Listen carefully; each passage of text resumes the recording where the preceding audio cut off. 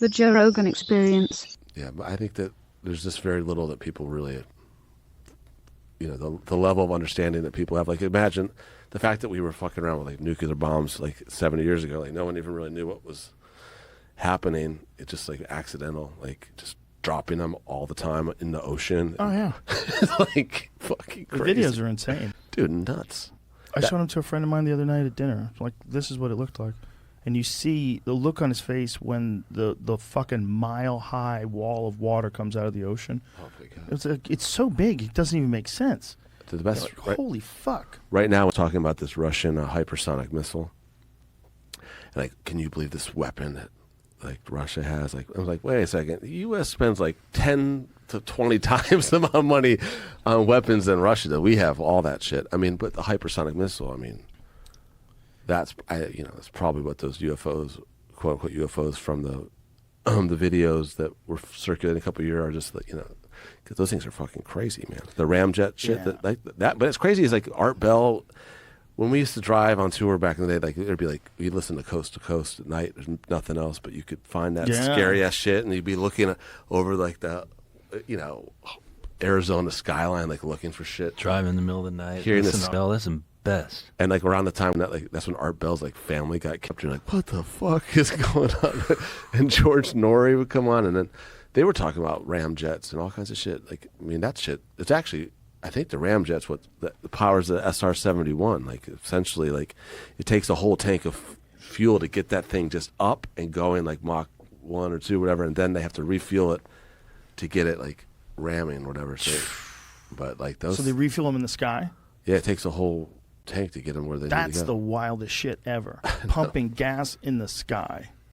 Dude, if you see the potential of these hypersonic missiles, dude, they like without even a warhead, they have like a megaton explosion just from the velocity of the speed. They can go like Mach 15 or something, and they can change course. Yeah, they can't just predict. Oh, this one's going to go to Seattle. No, it can turn left. It can go south. You know that scene in like it's like Superman 2 where they have the ICBM and like he's like riding it, like dude, that's fucking insane. I think you're right. That's probably a lot of what those UFO sightings were. I think a lot of the other ones are drones, like the ones like the famous one is that Tic Tac one that they found off the coast of San Diego. I think in 2004, Commander David Fravor saw this object that they had tracked. They even recalibrated their device apparently to make sure that it was accurate. But they read this thing at more than 50,000 feet above sea level, and it got down to 50 feet in less than a second. Yeah. And they don't know what it is, and they followed it around with their jets. And then the people on the Nimitz said, yeah, we've been seeing these for a couple weeks. These like super credible naval pilots. Guys who really understand like what's possible and not possible. And they watch these things dart off and just vanish with the kind of speed that like is just impossible. No propulsion signature. It doesn't like show that like anything's coming out the back like a normal jet. It just looks like a Tic Tac, and it goes at an impossible speed. Like, what the fuck is that? That might be a drone. It might be some crazy fucking drone that they've been working on for decades, just not telling us about. Oh, for sure. When I saw the Pentagon was talking about UFOs, and they were talking about things from alien worlds, I'm like, yeah, really? Or maybe you guys have been making some cool fucking shit, and you don't want everybody to know. Yeah. And you're like, oh, yeah, it's not us. We don't have any hypersonic fucking UFO-looking Tic Tacs. Back to Phil Hartman when he does the unfrozen caveman lawyer. He's like, I'm not familiar with your modern ways, this legal system, but I do know my client's entitled to $3.5 million in punitive damages.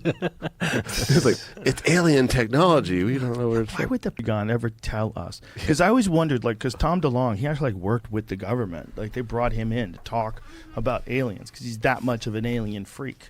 And I think they thought that would like help, Dude, he told me he was like they're cloaked. They're all above us. They're cloaked and they're scanning. And honestly, what he was describing was like satellites tapping into all of our phones and listening to everything we do, which is I think actually happening. Yeah, but they don't even satellites to do that. No, they get right into the system. They can listen to everything you say. That's Gavin DeBecker, who's a security expert on my podcast, was explaining. You'd used to have a clickable link. It used to be a thing you had to click, and then you would accidentally, without your knowledge, rather download some sort of a software that would take over your phone. Now they don't need that. So now they just need your phone number. They get your phone number. They're just listening to you. They're watching everything you do. They can do whatever they want now. Dude, imagine the stupid conversations that these people have to listen to. Yeah. Well, it makes more aware of how fucking stupid your conversations are if you think they can come up in a trial with Johnny Depp and Amber Heard. Oh, my God. That kind of shit, when you realize, like, oh, my God, like, everything you've ever said. And he's now reading, like, text messages and shit. The vessel I donated my jizz to.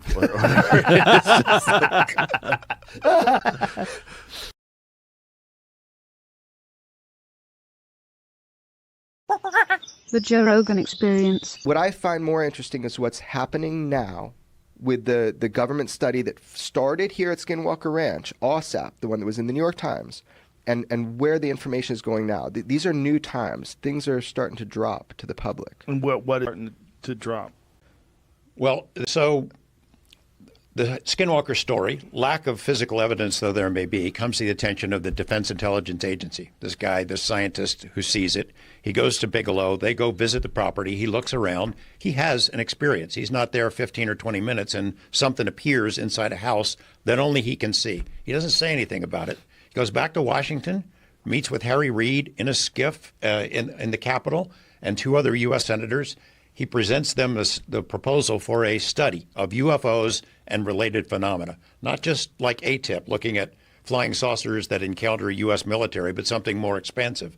They put out a contract. Bigelow bids on it, creates an organization called BASS, again, puts together a team of experts, 50 or 60 employees, and they start studying it. They go around the world. They interact with other governments. They get their files. They send out teams to hotspots to try to figure it out, looking at whether there are connections between what we call flying saucers, possible aliens, and all these other different phenomena. The program goes on for a couple of years, and somebody yanks the funding.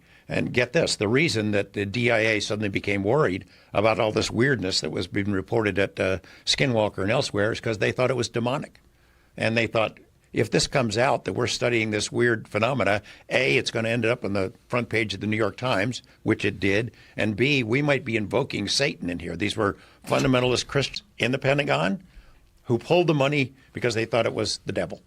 Making that up. That's hilarious. And the program it now continues. They keep reporting that it's stopped. It hasn't stopped. The U.S. military has been studying UFOs since the beginning in every branch of our military. They continue to do so.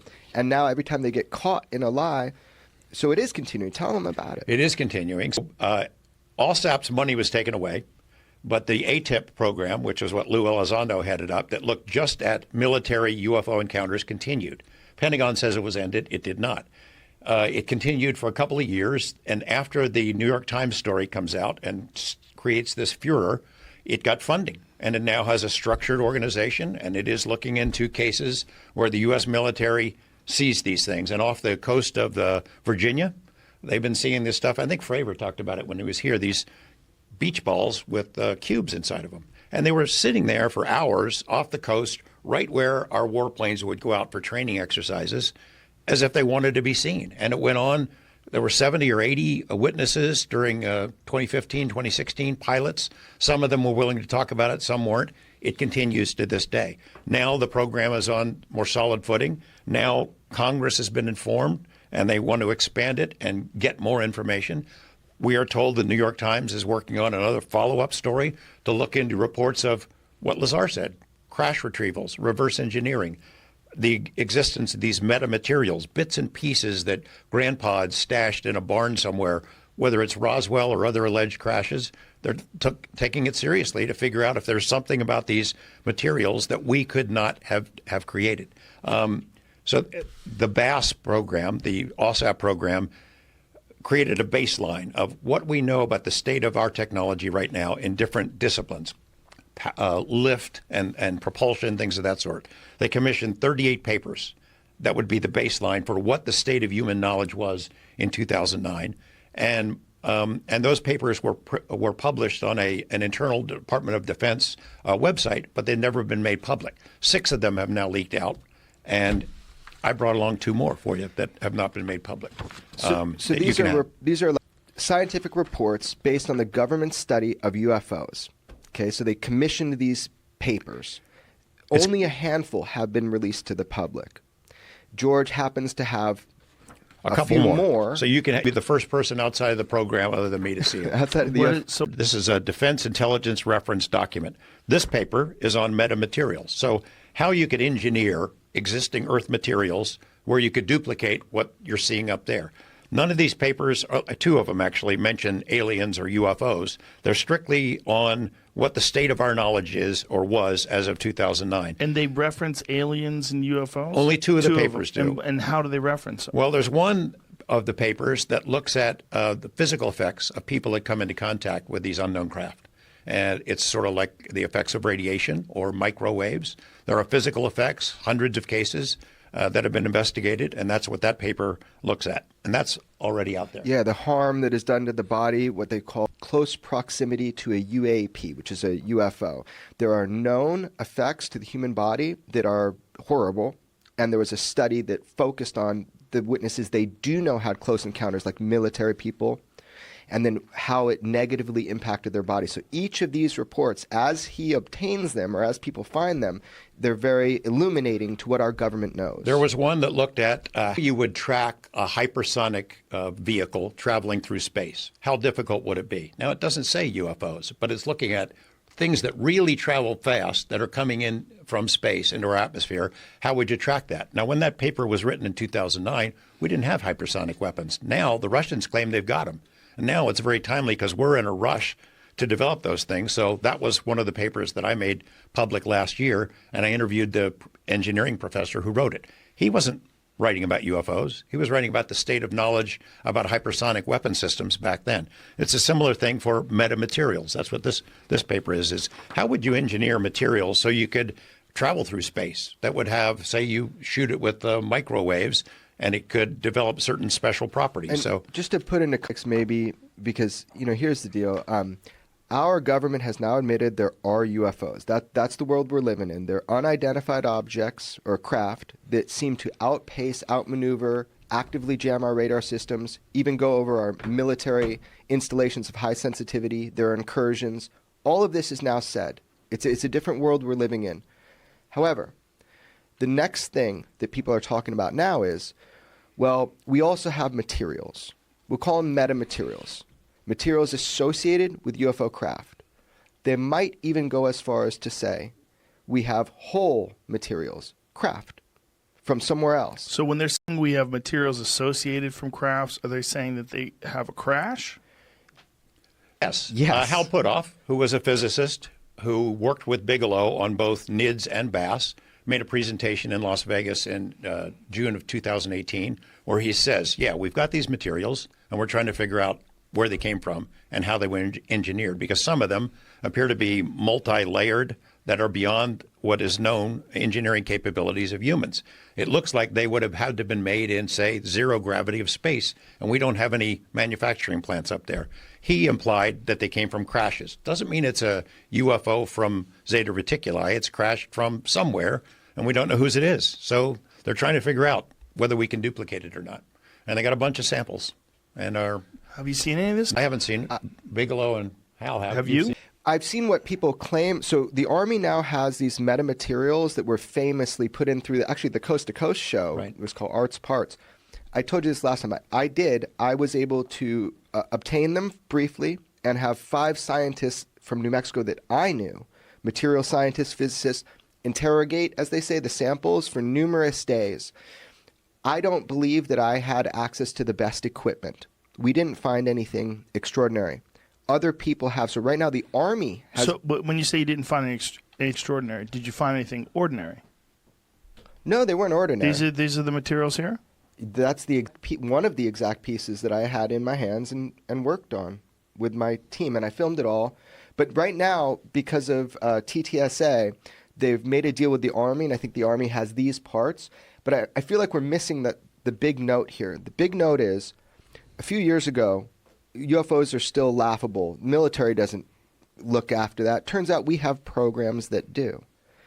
I'm suspecting, and maybe you can talk more about it, that the next piece of information is that there are reverse engineering programs, which will then make everybody have to look at Lazar's story a little bit differently once again. If we admit that we are trying to reverse engineer either materials or actual craft from somewhere else, intelligently designed metals or craft from somewhere else, if there are crash retrieval programs for vehicles we don't know where they're from, that's going to make me look at Bob's story even more differently. Right, but isn't that a big? I mean, if they've, it's an interesting time. it is, but I mean, there's no indication that they're willing to discuss some retrieved craft, right? Yeah, I think that's a heavy lift. So supposedly the New York Times is working on that story. I think it'd be pretty hard for More them than supposedly. They are. Yeah, they are. They've been asking people about this stuff, but I mean, to get that into print, to get it past their editors, that's a hard deal, hard sell. Alleged extraterrestrial material from the bottom of a wedge-shaped craft in the late 1840s made of 26 alternating layers, 1 to 4 microns dark bismuth. Is that how you say that? Bismuth. And 100 to 200 microns of silver, magnesium, zinc alloy. Each of the 6 pieces received from the U.S. Army source were formed with a curvature that tapered.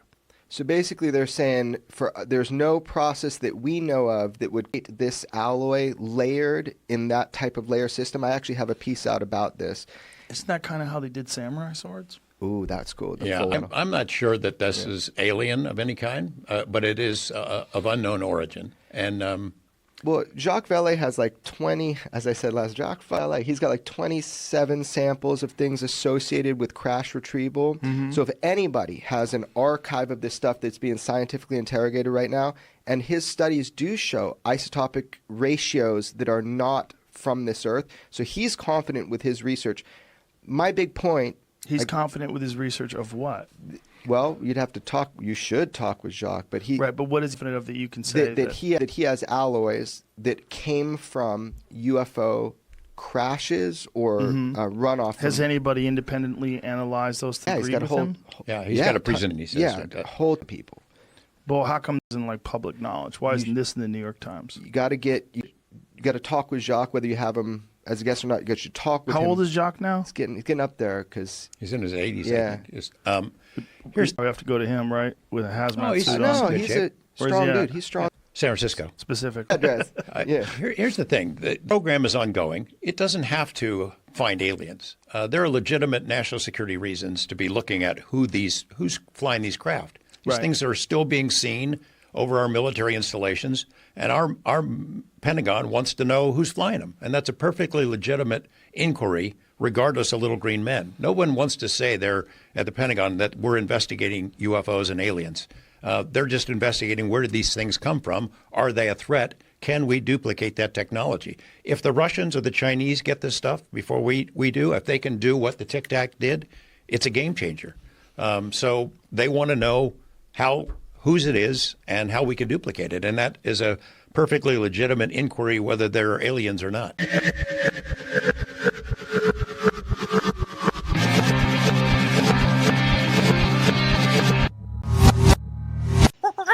The Joe Rogan Experience. For the aliens, What do you think? If you had a bet, if $100, your last $100. it's hard. If I had $100 and we were gonna find out, I'd say I'm leaning more towards yes than no. I'm leaning more towards yes too. I wasn't leaning before that interview. I wasn't though. I was for the documentary, that Jeremy Corbell documentary, Bob Lazar, Area 51 and Flying Saucers. Mm-hmm. Before that, I was like, mostly bullshit. Is that one available? Like Netflix? Yeah. Okay. It's a lot of old Bob Lazar shit, too, from the George Knapp interviews where he goes over the details of the craft and he describes it and explains it. And that motherfucker knew about Element 115 in the 1990s. That's one of the big ones that gets me. That's one of the big ones that's like, that's a big red flag that this dude's real. There's a lot. Who knows? But there's a lot that makes me go, I know we talk about this all the time, but I so fucking wish Sasquatch was real. I do, man. Every time I'm in Oregon or in Washington, I'm walking around, I buy all the little like roadside trinkets and shit. I love that shit. I wish he was fucking real, man. It would be nice, but I think it's on a dead one. You would have. That's one of the ones I'm like 90% sure. You always got to give room. You always got to give room for the possibility. The thing is, people really believe and then go looking for it. They invest so much time in it, they start going crazy. Yeah. Like Survivor Man, Les Stroud. Yes. He's gone. Gone. He's gone. He's out there in the woods. Yeah. He's got a pup tent waiting for Bigfoot to knock on the fucking zippers. Yeah. It's weird, man. He's 100% believer now. Yeah. And he does that Survivor Man Bigfoot show. Where he's like, what? I heard a branch snap. Cut the commercial. That's definitely a Squatch. Yeah. Those shows are weird, man. Because those shows have been on TV, like Surviving Bigfoot. Or Finding Bigfoot, rather. Finding Bigfoot was on TV for 8 fucking years. They never found shit. No. Like, how the fuck do you keep renewing that show? Yeah, exactly. I'm going to breathe underwater. The show's called Breathing Underwater. Can you breathe underwater? Not yet. Tune in next week. Next season, though, we're going to For try sure. again to breathe We'll underwater. figure this shit out, y'all. Just give us an off season. We'll get this. These scientists, they're saying no one can breathe underwater. Not yet. They don't know shit. Trust me. Honestly, Louisiana, we got a guy. He breathes underwater. If there was a Bigfoot, no one would be happier than me. Dude, I'd be right there, though. I'd be fucking stoked. Imagine seeing it at age, Yeah. just fucking That's trying to get out, looking around at No, people. not cave. I want to see it like in the Pick forest? of Destiny, like the mushroom strip where he's like walking and singing with him. Oh, And Jack right. Black's Pick of Destiny. Pick of Destiny. I would want to be there. I want to see it with my own eyes. For a sure. video, like, man, I saw 80-foot tall Donald Trump with a Hillary Clinton head powering it, walking through a post-apocalyptic Philadelphia. You can't prove to me that video is real. I need to see it. I need to see it. I would shit my pants. I don't know what I would say though. If I was in the woods and I was camping and I saw a fucking 9-foot tall gorilla, I don't know what I would say. You wouldn't. I mean, if you came might back, keep my mouth shut. you'd probably have to. Yeah, because you feel so stupid. Yeah. Well, plus, say there is one out there. There's a lot of bullshit artists out there telling you they saw some shit. You know, a lot of people trying to get some camera time. There can't be one though. If it's going to be a living thing, there has to be a living family. population of them. Yeah, because primates don't live that long. Like, I don't think there's a primate that lives any older than humans. Yeah. We're way into the weeds. We know it doesn't exist. So this Most likely sucks. doesn't exist. Yeah, as they get better and better at like using drones and scanning the forests and stuff, it's getting less and less likely. Yeah. I used to, as a kid, though, like walk out in the woods and like look and hope he was around, you know? Hope, yeah. And when I was living in Oregon, I was like, Hell's Canyon is probably one of the least explored parts of Oregon. If he was anywhere, he'd be up there, you know? Well, dense ass thick forests in the Pacific Northwest, which is one of the reasons why I think it's so attractive. Yeah. Because you think like, man, anything could be in here. No one knows. Right. Like you go outside of Philadelphia or Seattle, when you go into what is it? What's the mountain out there? What's the St. Helens? St. Helens is the one that blew, but there's another one that anyway. Those big ass mountains filled with soup. The trees are so dense it's like a box of Q-tips. Yeah. Just one after the other. Bang, bang, bang, bang, bang. Yeah. And the forest floor is all pine needles so that nothing would leave a footprint. Right. And then you're like, what? If you saw something 30 yards away, it could disappear instantly. Left, right, you wouldn't know where the fuck it is. You'd never find it. And it could be out there. So I think that also leads to this delusional idea that it might be alive.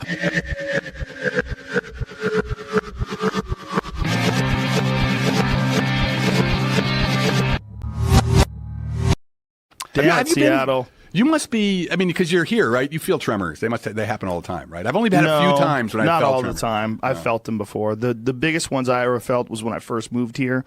I first moved here in '94, and it was right after the Northridge earthquake. Yeah. And I was in my house, and I felt, I guess it was like a 5.5, where the whole thing.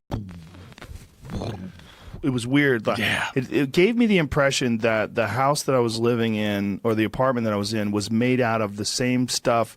Like a box that a refrigerator would come in. Yeah. You know how like, you kind of move it around? Yeah, you can go That's and what it's play like. inside. Yeah. The whole thing was just moving like easily left and right. I was Yeah. like, holy shit. Well, that was I've only had times that I've felt it. I'm like, it's at first I thought it was a truck. I thought a truck was rolling by. Yeah. And I'm like, and somebody's like, no man, that was an earthquake. And the one that I experienced was nothing. I mean, it's a baby one. The Yeah, ones that they're getting, right now somewhere in the world. I mean, there's always something that's like a 5 or a 6. Yeah.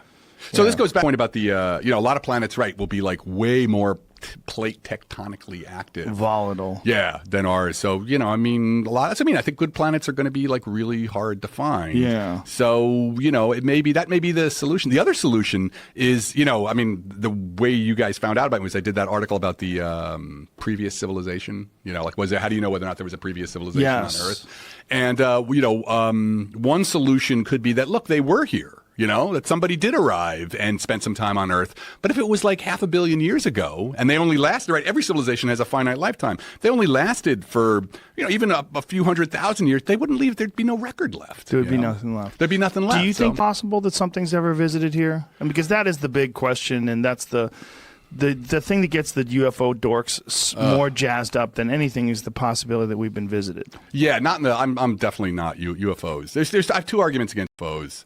One is as a friend of mine, Jason Wright, says, is like, look, as astronomers, man, we're finding all those asteroids. We're finding little chunks of rock moving. Nobody looks at the sky harder than we do, right? And if anything, unless you want to go to the conspiracy theories, we would have found something. My other argument is like, what's with the headlights? You know what I mean? People are always like, oh man, I saw lights in the sky, and then they moved around, and then they disappeared. But they don't really want to be seen. I'm like, well, why do they have headlights on? Like, why just turn off the freaking lights? Why would they? It's like what you came from another civilization and you can't get around without your high beams. What the fuck are you seeing with those lights? Right. You're not seeing shit. Yeah, right. When was the last time you saw...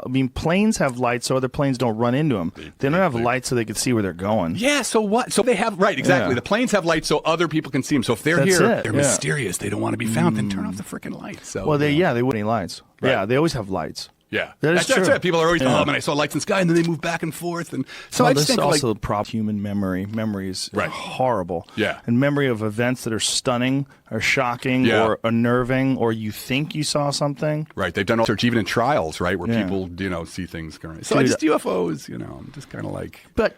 Do you think it's possible that there could be life on other planets, and it's possible that there could be intelligent life on other planets, and we send probes to Mars? Why wouldn't? And I think that if they do send something here, they're going to send something without biological life inside of it. Yeah, what's a really interesting question is we're talking about what will we evolve into in a million years? It may be possible that biology is a short period of intelligence. Yeah, you build machines, and the machines become either you build yourself into them. I mean, that's a real possibility that silicon makes a lot more sense than wetware. Well, the problem, we think of artificial intelligence as artificial. Right. It's definitely real. Right. Yeah, no, that's exactly it. It's not fake. It's right there. Right. It's like there's artificial milk. You know what I mean? But it's a liquid. It's an actual liquid. Yeah. There's not an artificial life. It's just silicon created life. Right. And that's, again, the idea that this may be the biosphere solution to spreading itself, to getting it maybe that, silicon, that's a kind of a normal phase. I mean, I am super skeptical about the whole transhuman thing about we're going to download ourselves into intelligence, into computers. Have you ever gone to one of those conventions and talked to those dorks? No, there's some serious dorking going on there. Well, there's geniuses in those dorks too. It's really interesting. It's like they're fully, wholly committed to this prospect of downloading themselves. Have you talked to Kurzweil before? No, but I've read his stuff. I had a chance to interview him a few years back for Sci-Fi. He's super smart. That dude is beyond super smart. But goddamn, is he committed to it? And then when you get to it, you realize that what he actually wants to do is recreate his father. Yeah, his father died when he was young, and he wants to be able to, through memories and photographs and what he knows about his father, literally recreate his father be able to have a conversation with him. Yeah. He was talking about this. Right. But what he's doing is he's going way, way into the future, into the possibilities of, he's not seeing 5 years from now, we're going to be able to send, gigabyte pictures through the mail. No, he's saying, let's think of if you keep going exponentially and electronics and technology and innovation keeps continually accelerating, we could potentially get to the point where it's the impossible. Well, you would be able to recreate human beings based on your knowledge of them, and they'll be able to come up with some sort of a program where he'll be able to have a conversation with his father. Yeah, see, I think that I think it's it's true about the possibility of a singularity in technological development, but it's not going to be his father. That's the sad thing. You know, I think we seriously, I've done some work on this as an interest of mine about mind. What is mind? What's the relationship between mind and matter? And I think we have a serious misunderstanding. We don't understand consciousness very well at all. So the idea that it's just going to be trivial to download your consciousness into a computer, I think it's pretty, there's a shitload of assumptions in there about what mind is and the relationship between your neurons and, awareness. Yeah. So that's why I think those guys, it's a little bit of a religion. You know what I mean? It is a little bit of a religion. We will transcend and, so it's Well, 45 is the new benchmark for whatever reason. That's the new number that They're going to keep pushing going it back. for. It's going to be like every Yeah. other, Yeah. every other. Oh, we thought it was 2045. We really meant 2065. Well, we So went it's to 2045 conference, me and my friend Ari and Duncan, and we got to talk to some of these guys, and it was really fascinating. And one of them had created some robot that was supposed to be him, but it didn't work well, so they never revealed it at the conference. It had too many bugs in it. Yeah, But it's intriguing. It's like I want them to keep going. Because, I mean, when are we going to get to Ex Machina? I mean, Yeah. when are we going to get talk about good art. So Loved like just it. like simple. He's not Perfect. beating you over the head with it. It's no just cut like, it moments in that movie. Yeah, no. I You were thought that like, was- whoa. I know. The entire, I think that's one of my all-time Yeah. top 20 movies. when for she's sure. some just emotionless, just like, Yeah. oh, yeah, I'm putting the blade in. It was amazing. Yeah. Amazing. Yeah, no, Spoiler he was- alert. Yeah, right. Did you like Annihilation? 'Cause I Yes. thought, yeah, I liked it too. I didn't like it as much, but I No. liked it. It was very weird. And the Yeah. ending seemed like some producers put their jizz in the soup. It's just like, Back to how did- panspermia. Yeah, Yeah. what's happening here? Who made this part? Yeah. But I enjoyed it, yeah. Yeah. It's like, I mean, and the danger with anything when it comes to AI. And so here's an interesting thing about AI. Like, we are making amazing strides with AI. Yeah. Now, artificial intelligence is different from artificial consciousness. You know what I mean? So, like, but the AI that, what we're getting out of it is nothing like us, right? So, back in the where people were like, oh, we're going to like model the human brain, and that's how we'll do it. We'll like make Right. programs that are and what they've learned is like, oh, that doesn't really work that well. So now this is the whole big data thing, like, network theory and big data and deep learning, where like, they're using statistical, the power of like having huge amounts of computing and statistical reasoning so that like, the computer, like, it'll find the picture of the cat, but you have no idea why it found the picture. It didn't reason like, oh yeah, that sort of looks like cat and I like cats. It was just like, oh, these kinds of lines go with that kind of thing. It has no idea what it's doing, but it'll act intelligently. And so that's, I mean, that's kind of freaky deaky in a lot of ways too. I think I think it's smart to think about the dangers of AI, not necessarily when the it takes over. dangers to us, Yeah. not right. necessarily the dangers. Just the dangers to this thing that we are, this weird monkey thing Yeah. that wants to keep being a monkey thing. Yeah. Well, you mean in the like, right, that it's going to replace us. Yes. Yeah. Yeah. I think it's inevitable. I mean, don't you think that if you go back and interview the single-celled organism before it branched off into multi-cell, That'd be they're kind of a "Hey, man, boring interview." Fuck this multi-cell bullshit. I'm single cell at the bottom of the These ocean. guys are animals, man, with What their are they gonna rock do? and roll What are they gonna do? music, They're gonna cell make phones. cars? Fuck that. I don't want a car, man. I like staying down here. Yeah. Like there's a real thought to Yeah. that we are the wetware that Yeah. is the problem. Yeah. No. I think it's fully conceivable. Like, I'm not going to be like, it'll never happen. But as a guy knows, a philosopher says, there's a certain way in which everything we do with AI right now, it's not like, Watson is playing chess. It's like using Watson to play chess. It's our tool, And I think the fear is the tool gets out of hand. Not that it like develops a thing where like, I hate humans, Dad, I hate you. But more that it's like, these things which are not actually thinking, they act intelligent, but they're not thinking, can have a huge, like, it'll have a really negative impact. It'll, what is it? There's that example of like, if you design something that is an AI system to make paper clips, it ends up consuming the entire planet making paper clips because that's what you told it to do. Right. You never told like a sustainable amount of paper Right, clips. exactly. So I'm more worried about that than I am of like Skynet, coming over and like, deciding that it's going to, drop all the bombs on us because it needs to get rid of us. Well, The Joe Rogan Experience. Now, when you came back, and what do you do with this information? Do you report it? Do you talk to people about it? The typical process, anytime we fly, everything gets debriefed. So because it was a two-seat airplane, usually the junior person in the jet goes down. So I was the boss, so I wasn't going down there. So we have a thing called CVIC, which is the Carrier Intel Center. So they go down. We always take our tapes because we record stuff when we're fighting.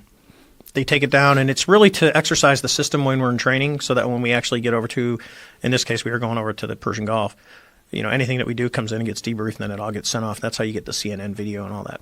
So they go down and they debrief, and they have to tell, hey, we chased this object. We don't know what it is, and of course, everyone now is going to make jokes because we know we're going to catch shit because that's how the Navy works, Right. And I told him, I said, I remember telling the guy in my back seat, I said, dude, we're going to catch maximum shit for this. And he goes, yes, sir. I'll show you the comics. I have them on my phone. We do. The airplane comes out. So we know it's going to come down. So he goes in, they debrief this. Both crews go in. And of course, everyone at Intel thinks this is hilarious. So the flight Chad comes in with his tapes, and when he lands, and here's the thing. Oh, VFA 41. Haha, you guys see any UFOs out there? And he pulls out that tape and drops it on the counter. He goes, yeah, it's on here. So they're like, oh shit. So they copy it, they play it, and there's it looks like a rack system. They put the 8mm in, it gets copied to a hard drive, and then they archive it. So you go, okay, so they got this video, and then the ship. This spreads. If you have a rumor on the ship, 5,000 people are going to know about it within probably 30 minutes. I mean, it spreads that. It's like a virus. So the whole ship now knows that we chased this. I guarantee the whole Princeton knew this stuff was going on. And it goes all the way up. The admiral knows about it. The captain of the ship knew about it.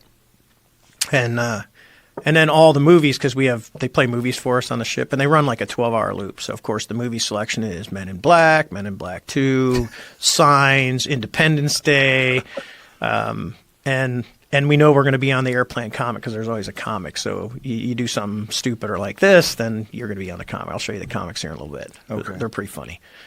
So that went on for 2 days, but, we're in the middle of workups. And I got a squadron to run, so it's like, there was, after about the first day and a half, it really died down. And then there's always that closet people that you don't think that are really like UFO buffs. And, we had one of the Marines would always come and he'd sit down. Hey, Skipper, can I sit with you? I go, you want to talk about the UFO? He goes, yeah, I can't get it out of my mind. And then we would just sit there and talk about it. And to me it was like, weirdest thing, my entire now flying career is defined by 5 minutes of chasing this white Tic Tac vice almost 4,000 hours, flying. So now, do you encounter anyone else that had a similar experience? I've talked to a couple of guys from the East Coast event, the gimbal video. Mm-hmm. One of them I talk to daily. He's a pretty good friend of mine. Totally different now. Keep in mind, ours is 2004. The gimbal video is 2015. The funny part about the gimbal video and the East Coast stuff that was going on, because that's off the VACAPE, so off the coast of the United States, they're called warning areas, and all they are is if you look on an aviation map, they're these big areas that are blocked off by blue, and they say like Whiskey 291 or Whiskey 243. And is the gimbal video available in the same way that video is available? Yes. Yeah, government owned. Okay, yeah. Find that, Jamie. So, and I was talking to him about it because I actually, a buddy of mine, he just retired. He was he led the fighter wing on the East Coast, and I had called him up because we start finding out that these things were so prevalent out off the East Coast of the United States, and there's a couple of them. So there's we're going to talk. What they started seeing originally was these things, and one of them the airplane almost hit one of these things, but it looks like a cube inside of a clear beach ball. So they don't know if it's actually like a surrounding or you don't know if it's a force field. And you see kind of in the gimbal video, it's got like an aura around it where ours didn't. I always laugh. I go, ours was a Tic Tac. These are not. That means there's different stuff out there that we don't know. But they had 2 airplanes flying, and we fly when we go out to train. We have a distance. We'll just say we're a mile apart. As we're flying out, so they're flying out, and the airplanes are deployed. We call it combat spread, and one of the airplanes almost hits one of these, goes close down like 50 feet down the side, and almost hits one of these floating cubes inside of the beach ball. And someone goes, "Wow, it's a balloon." It's not a balloon. I mean, these things are literally sitting still. They're no effect from the wind. So if you got 90 knots of wind, and they talk about it, these things are just sitting there. So 60 or 70 people had seen it because the radars, the newer radar in the Super Hornets is extremely, extremely capable. Okay. And at first when they started seeing stuff, they were like, it's just like, maybe it's the radar just giving me a false target. That radar really doesn't give false targets. And then someone did exactly what Chad did, is they threw their targeting flare out there, and all of a sudden when you see a heat signature, there's a return, there's obviously something out where that blip is at. What is a targeting flare? That's we call it the AT flare. It's an advanced targeting flare. It sits on the left side of the airplane, and it's so you launch it like a flare? No, it's a FLIR, forward-looking infrared receiver. Oh, so it's when you see the bombs blowing up on TV, and that looks like a black and white, and you see it fly. That's the targeting pod. Okay. It's got a laser in it. It's got an IR marker in it. It's a very capable system that syncs up to the Hornet, so everything kind of marries up. So this is the Go Fast. No, this is Go Fast. That's not it. No, it's the other one. No, it's the one that looks like the. What is that one? That's called the Go Fast. That looks like a Tic Tac. That was another one taken off the East Coast. but they grab it and Bookmark that one. it's screaming across the ocean at a very high rate of speed. And there's been some debunkers that say, well, it's really not going that fast. It's just the way the airplane is and how the mechanics of the pod are working. When you talk to the crew, because there's actually, I could ask my bud, I'm pretty sure it's the same backseater took both of these videos. Took the Go Fast video and took the gimbal video. And my buddy was on the flight with the gimbal video. But these things, so I called my bud because I'm like, hey, how many people are seeing these things? They're like 60 or 70. 60 or 70. 16 these things on radar. And I said, well, what do you do? And they said, well, we put out a NOTAM, which is a notice to airmen that just says, hey, these things are out there, so just be careful because we don't want you to hit one. Yeah. Whoa. And it's kind of like ours. You go, because you would ask, who do you tell? Well, everyone knows. Well, what do you do? And I said, well, because it was all white and it didn't have any markings on it and it didn't have any wings and it didn't have any rotors and it outperformed anything that we have. Yeah, I think if I would have painted China or Russia on the side. Is this the gimbal video? Yes. Okay. So it's the same pod. Start from the beginning, Jamie. What we're looking at. And when the crew finds it, now what you're not seeing, you're seeing the targeting. When you hear them start talking, when you listen to the video, you'll hear the guy go, dude, look, they're all over. Look at the SA page. So we have a situational awareness page. And whatever the radar is getting returns on, it'll show up. It's kind of like our God's eye view in the airplane. So the pod can only look at one thing. So he designates that as his primary target. So that's where the pod is staring. The radar is still seeing everything else. So what they're actually seeing in this video is when you see the object that he's tracking. When I was talking to one of the other pilots, he said there's actually, when you see the radar video, there's it almost looks like a formation in front of them, like 5 smaller ones that are moving in front of it. And then they turn, so like a formation, these things turns and starts going the other way. And then while they're filming the gimbal video. And that's kind of the comms when you hear, dude, holy cow, look, they're all over. This is unworded new information that he's actually saying right now. Everybody knows this video. This is the one that they say turns like the Lazar craft, like belly first. However, what he's telling you right now is something that is not public yet. He's telling you that there was a V formation of other objects that the public has yet to see. You're not going to. You're not going to. It's a radar tape. But you're not going to. There were more objects surrounding this, is what he's telling you right now, which is fascinating because the world doesn't know that yet. That's brand new. That's never been reported by New York Times, anybody. Okay. So you can go ahead and hit play. So the cool thing with this is, when he goes into, so he's in IR mode right now. You're still seeing no plume. He's looking 47, so they're actually turning into it. So it's starting to pull it back towards the nose. See how the number at the top is decreasing? And it's against the wind. Now he's in TV mode, and this thing's going to just start to roll. And you can kind of see it's got that aura around it. Mm-hmm. He said they were saying that the ones with the squares inside that look like the beach ball were the same. And this thing's just hanging out. So it's on the airplane's in a left-hand turn, and it's now it's right in front. Yeah, it's just rotating. Now this is how Lazar. Yes. Don't put that. Right.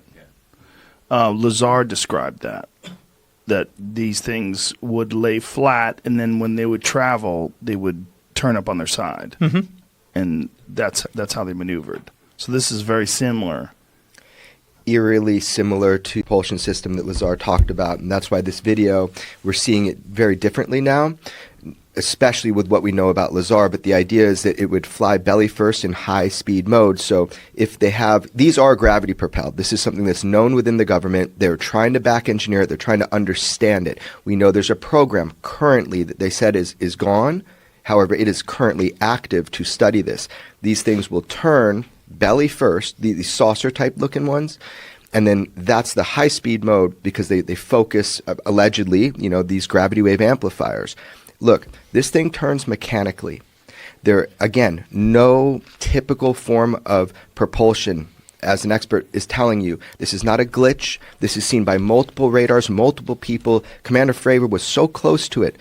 This is something that is not aerodynamic, and it could move in ways and fashions. When he's underplaying it, when we first talked, the idea of this thing going, bup, bup, bup, bup, bup, bup, it's instantaneous acceleration back and forth. There's no slowing down, no turning, like a ping pong ball. He said to me, our first talk, ping pong ball in a glass. Nothing moves like that with traditional reactionary propulsion. Somebody has technology that we don't have in our inventory at all. So this is counterintuitive. It goes from being aerodynamic to being unaerodynamic when it goes sideways, and it flies belly forward. That's correct. It's not. It's if you talk, because I was just talking to the guy the other day, and he said the irony with this is these things would be out there for hours. We don't have, a high performance airplane does not have hours worth of gas. I mean, Hornets, if we don't have aerial refueling, and we're actually out doing a mission and fighting and going fast, you're talking hour and a half, and you're coming back to land. Some airplanes are even less, based on their size. So like an F-16 doesn't have external fuel tanks. It doesn't have a lot of gas. And the Soviet airplanes are the same way. The MiG-29 does not have a lot of gas. The Su-27, Su-30s have because a lot of gas. weight, because of its weight, performance, capacity, size of the airplane. So even our intercontinental bombers like B-2, they still take off and they aero refuel. They keep topped off so they can get to range. That's how we extend things. You got something like this that's coming down. Just think of the physics. So I'll use my incident because that's the one I really know the best. Is you've got an object coming from above 80,000 feet. So I'll just tell you that 80,000, it's somewhere around 70 to 80,000 feet is where you can actually start to see the curvature of the Earth. So that's considered space. So they're coming from above that. They're coming straight down. They stop at around 20,000 feet. They hang out for 3 hours, and then they go straight back up. So, and I know you had Elon on the show.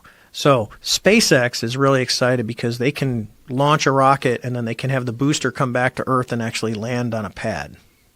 Very impressive engineering feat. Next to this technology, that's like a Model T next to a Porsche. I mean, it's like, wow, really? That's it? And you got something that can just at will move around. Now take it to the next level, and I know there's a lot of talk about this, so Dave's going to go into speculation mode. But when you take a shape like that, so just take the Tic Tac shape, which is shaped like a submarine.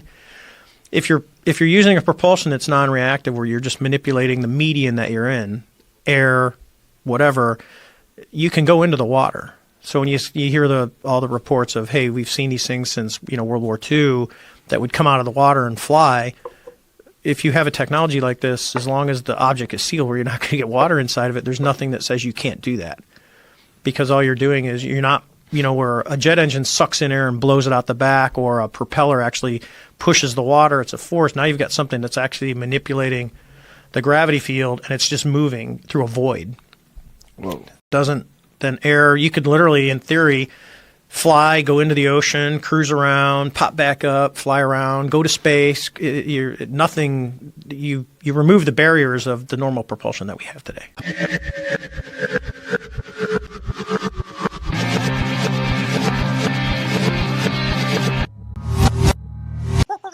The Joe Rogan Experience. Well, that's a good thing. That's the more sensitive you are, though, the more you have to consider all the possibilities, and that's what could keep you up.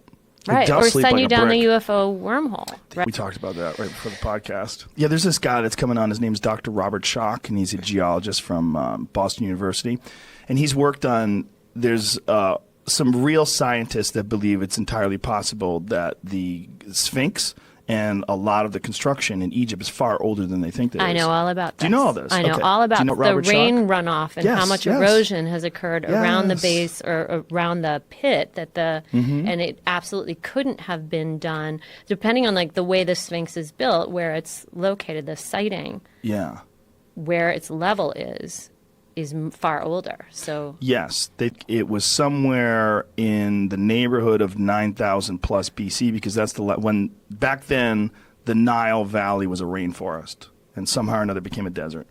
And this guy's legit Boston University professor, geologist, and he's traveling all over the place. But he's here for some UFO conference, and the UFO people wanted him to mention the UFO conference, and I'm like, fucking Christ with UFO conferences. You guys don't have anything. If you had something, it would be, what are you going to get together in a fucking Marriott somewhere and show some blurry picture of some fucking hubcap that someone chucked up into the air? Like, there's nothing. Everything that they look at falls apart under scrutiny. There's like a few videos. Okay, I'm going to back on Please this. Please do. Let's just say, what about, do you know the Disclosure? Yes, Disclosure Project. Yes. Okay, there was their first press conference when they got all the, I tend to be impressed by the military, ranking members. I'm sort of like, if you were guarding missile silos and you say you saw something hover above it and deactivate, I'm probably going to check that out a little harder. And there were just so many people that stood up, in that press conference and said that they absolutely had seen evidence, met extraterrestrials, seen the crafts, like in hangars, etc. Yep. And to me, they didn't look like they had that much imagination. They're the kind of people that I didn't think could really. I mean, did you find that convincing at all? No. Here's why. No, Because they're the just guy like a who did whole the- bunch of liars, a whole line That's of liars. Stephen, right? The Disclosure Project It's is not Stephen so much Greer's about thing. him. Yeah. He doesn't appeal as much as the people that he brought on, who were mostly military guys. The thing about military, anybody who's in the military is a person. If you get 100 people together, one of them's out of their fucking mind.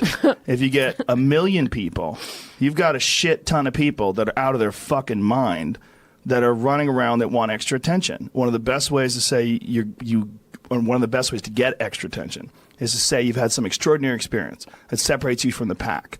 It's one of the main points of delusion that people that are really out of their fucking mind will want to point to. I see things in people. I can read auras. I can tell. I'm a psychic healer. I'm an intuitive person. They all have this thing that separates them from the herd without any work whatsoever. I feel like a lot of these people are that. They want attention. And so they tell these extraordinary stories. Now, when you said they're not creative, that's a very astute point because they all have the same fucking story. Because it's the same story that's been going on forever. They just repeat shit they've already heard. Most of these people, I think, are full of shit. I think it is entirely possible that UFOs have been here. Entirely possible that people have seen UFOs. Entirely possible. But a lot of those people, my fucking bullshit radar just goes off. Bang, bang, bang, bang, Really? bang, bang, bang. Yeah. I've talked to too many of them. When I did that television show, Joe Rogan Questions Everything, and I met with UFO people and Bigfoot people, I was telling you before the podcast, it cured me. Because I got to be around those people for hours and just talk to them with no cameras on. I'm like, oh, you're fucking crazy, or you're delusional, or your way of looking at things is not objective, or you're talking to me because you want to convince me of something. You're not just communicating the ideas that are actually in your head. You're pitching me some sort of a speech. You're like, you've got some sort of a performance you're doing for me. Oh, and I smell okay. it. And as a performer, I smell it. I'm like, this is nonsense. You're telling me nonsense. They would tell, well, you want evidence? I'll back a truck up and show you the evidence. I'm like, where's your fucking evidence? You don't have any should have evidence. brought it today. I mean, like, Yeah, well, here's the exactly. thing. Did they seem off kilter in everything else they talked about? Yes. Okay, yes, so they everything. did. That would be convincing. Relationships, jobs, they're all screwballs. They're almost all screwballs. The people that are most convincing are people that see these orbs flying around. The pilots. Yeah, well, the reason why they see these things is there's a real phenomenon called ball lightning. It's absolutely real, and it's caused by various weather conditions, and they think that it can even be caused sometimes by the right weather conditions and the shifting of tectonic plates, that somehow or another the Yes. friction. Yes, and that these ball lightning, if you've ever seen videos of it, it's phenomenal. It just flies around. They've even had it inside airplanes. Somehow or another, ball lightning has shot down the aisle of an airplane while it was in flight. I've actually seen it. Have you really? I've actually Where seen have you ball seen it? lightning on a flight that was struck by lightning. Whoa. It was pink. And it sounded like a giant BB gun hit a tin can. Oh, yeah. Whoa, you were in a plane that was hit by lightning? Holy shit. That's intense.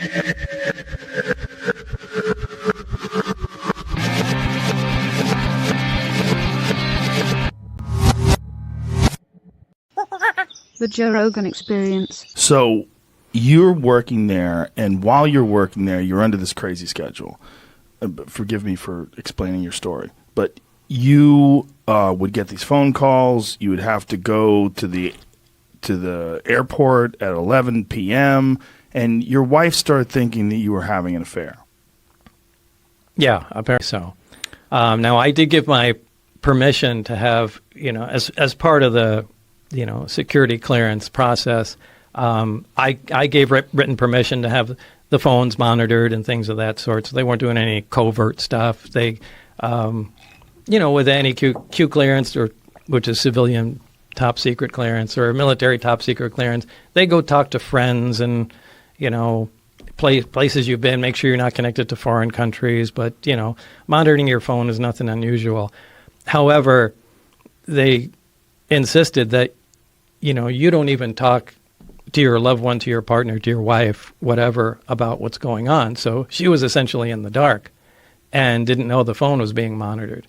Well, part of the security clearance is that not only do you not have any connections to foreign countries and aren't a maniac, but you have to have a stable home life too. Well, she started having an affair with a flight instructor.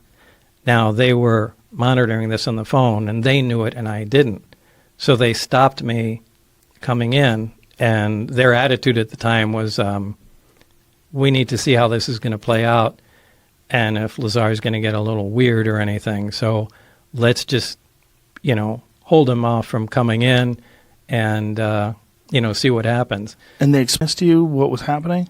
Well, after the fact, yeah, because time kind of went on, and there were guys that were following me around, and I started getting a little concerned, going, well, shit, are they booting me out of the project? And if so, they're not just going to let me hang out at home and go get a new job knowing what I know.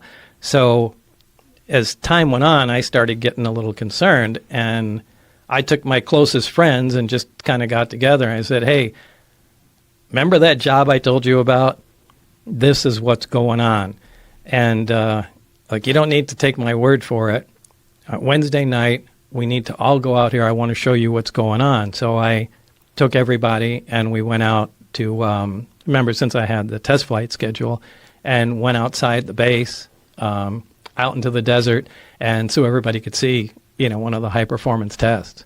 And, it left quite an imprint on everybody, so they knew I wasn't.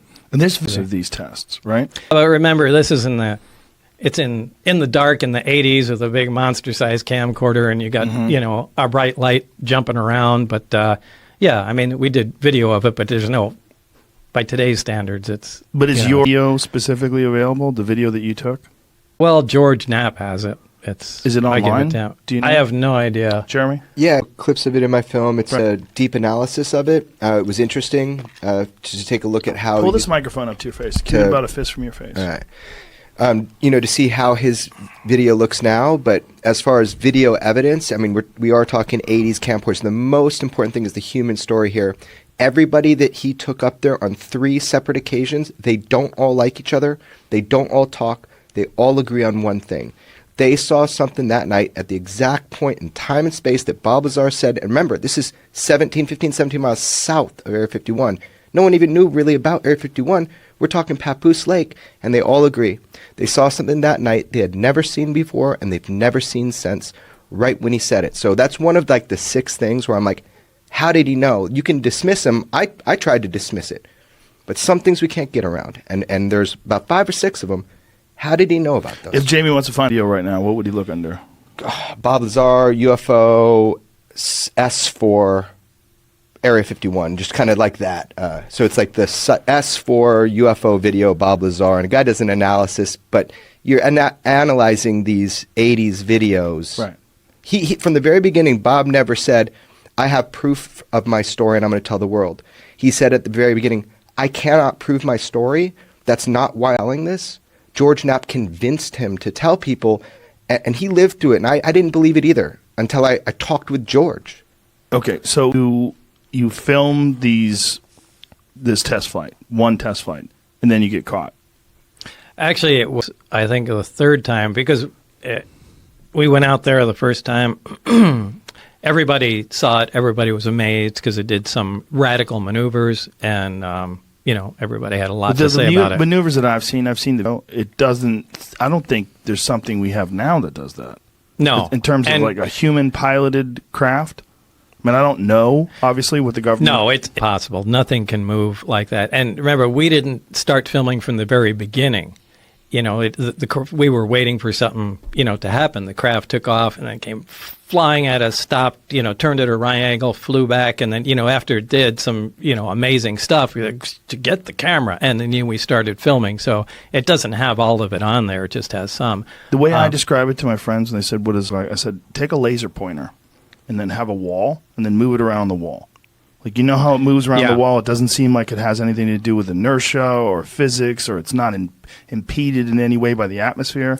Yeah, that's what it looked like. You're essentially separated from reality. As crazy as that sounds, with being encased its own gravitational envelope, inertia is not going to affect it. And this is how some of those recent sightings of Commander David Fravor. I'm sure you've heard of the Yes. Tic Tac UFO. I mean, he describes exactly the thing operates exactly the way I was describing. That's why he was interested to talk to me.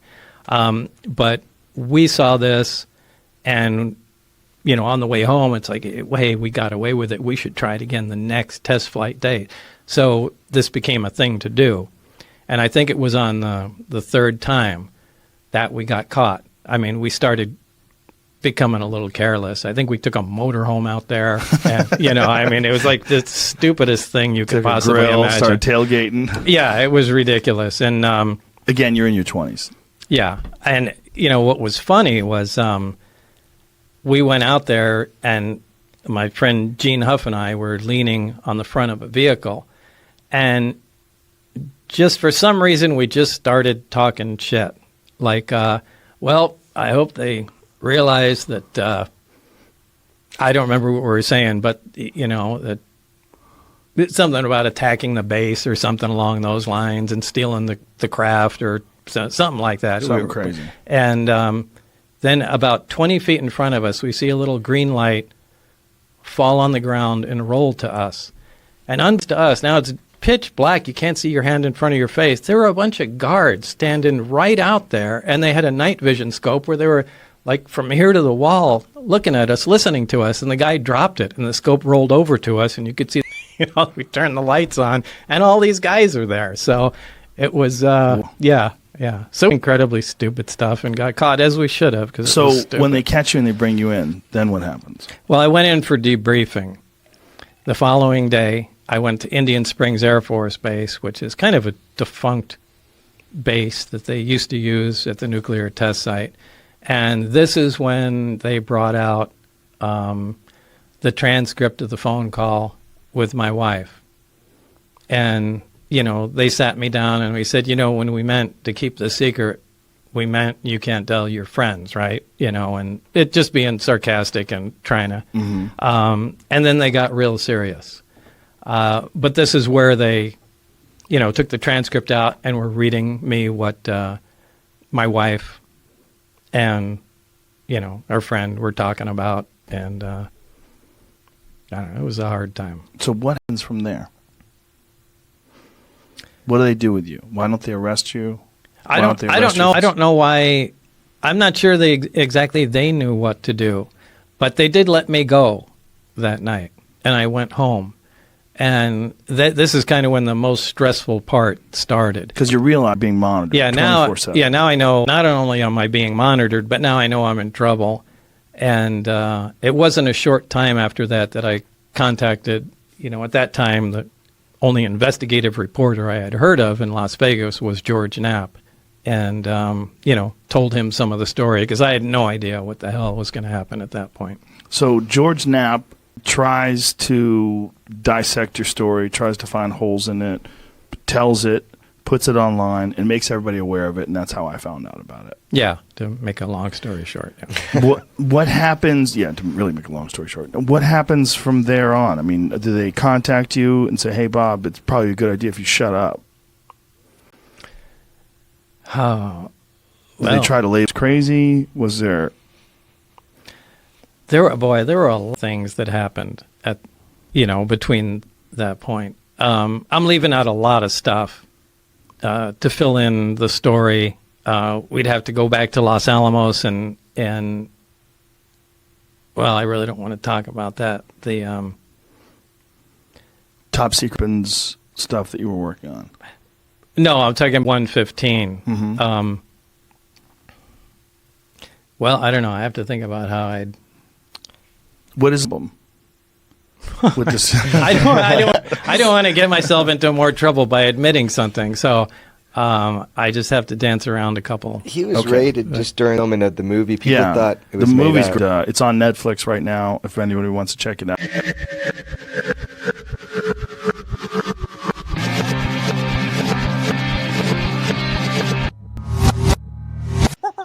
The Joe Rogan Experience. Please tell people your credentials, what your background is.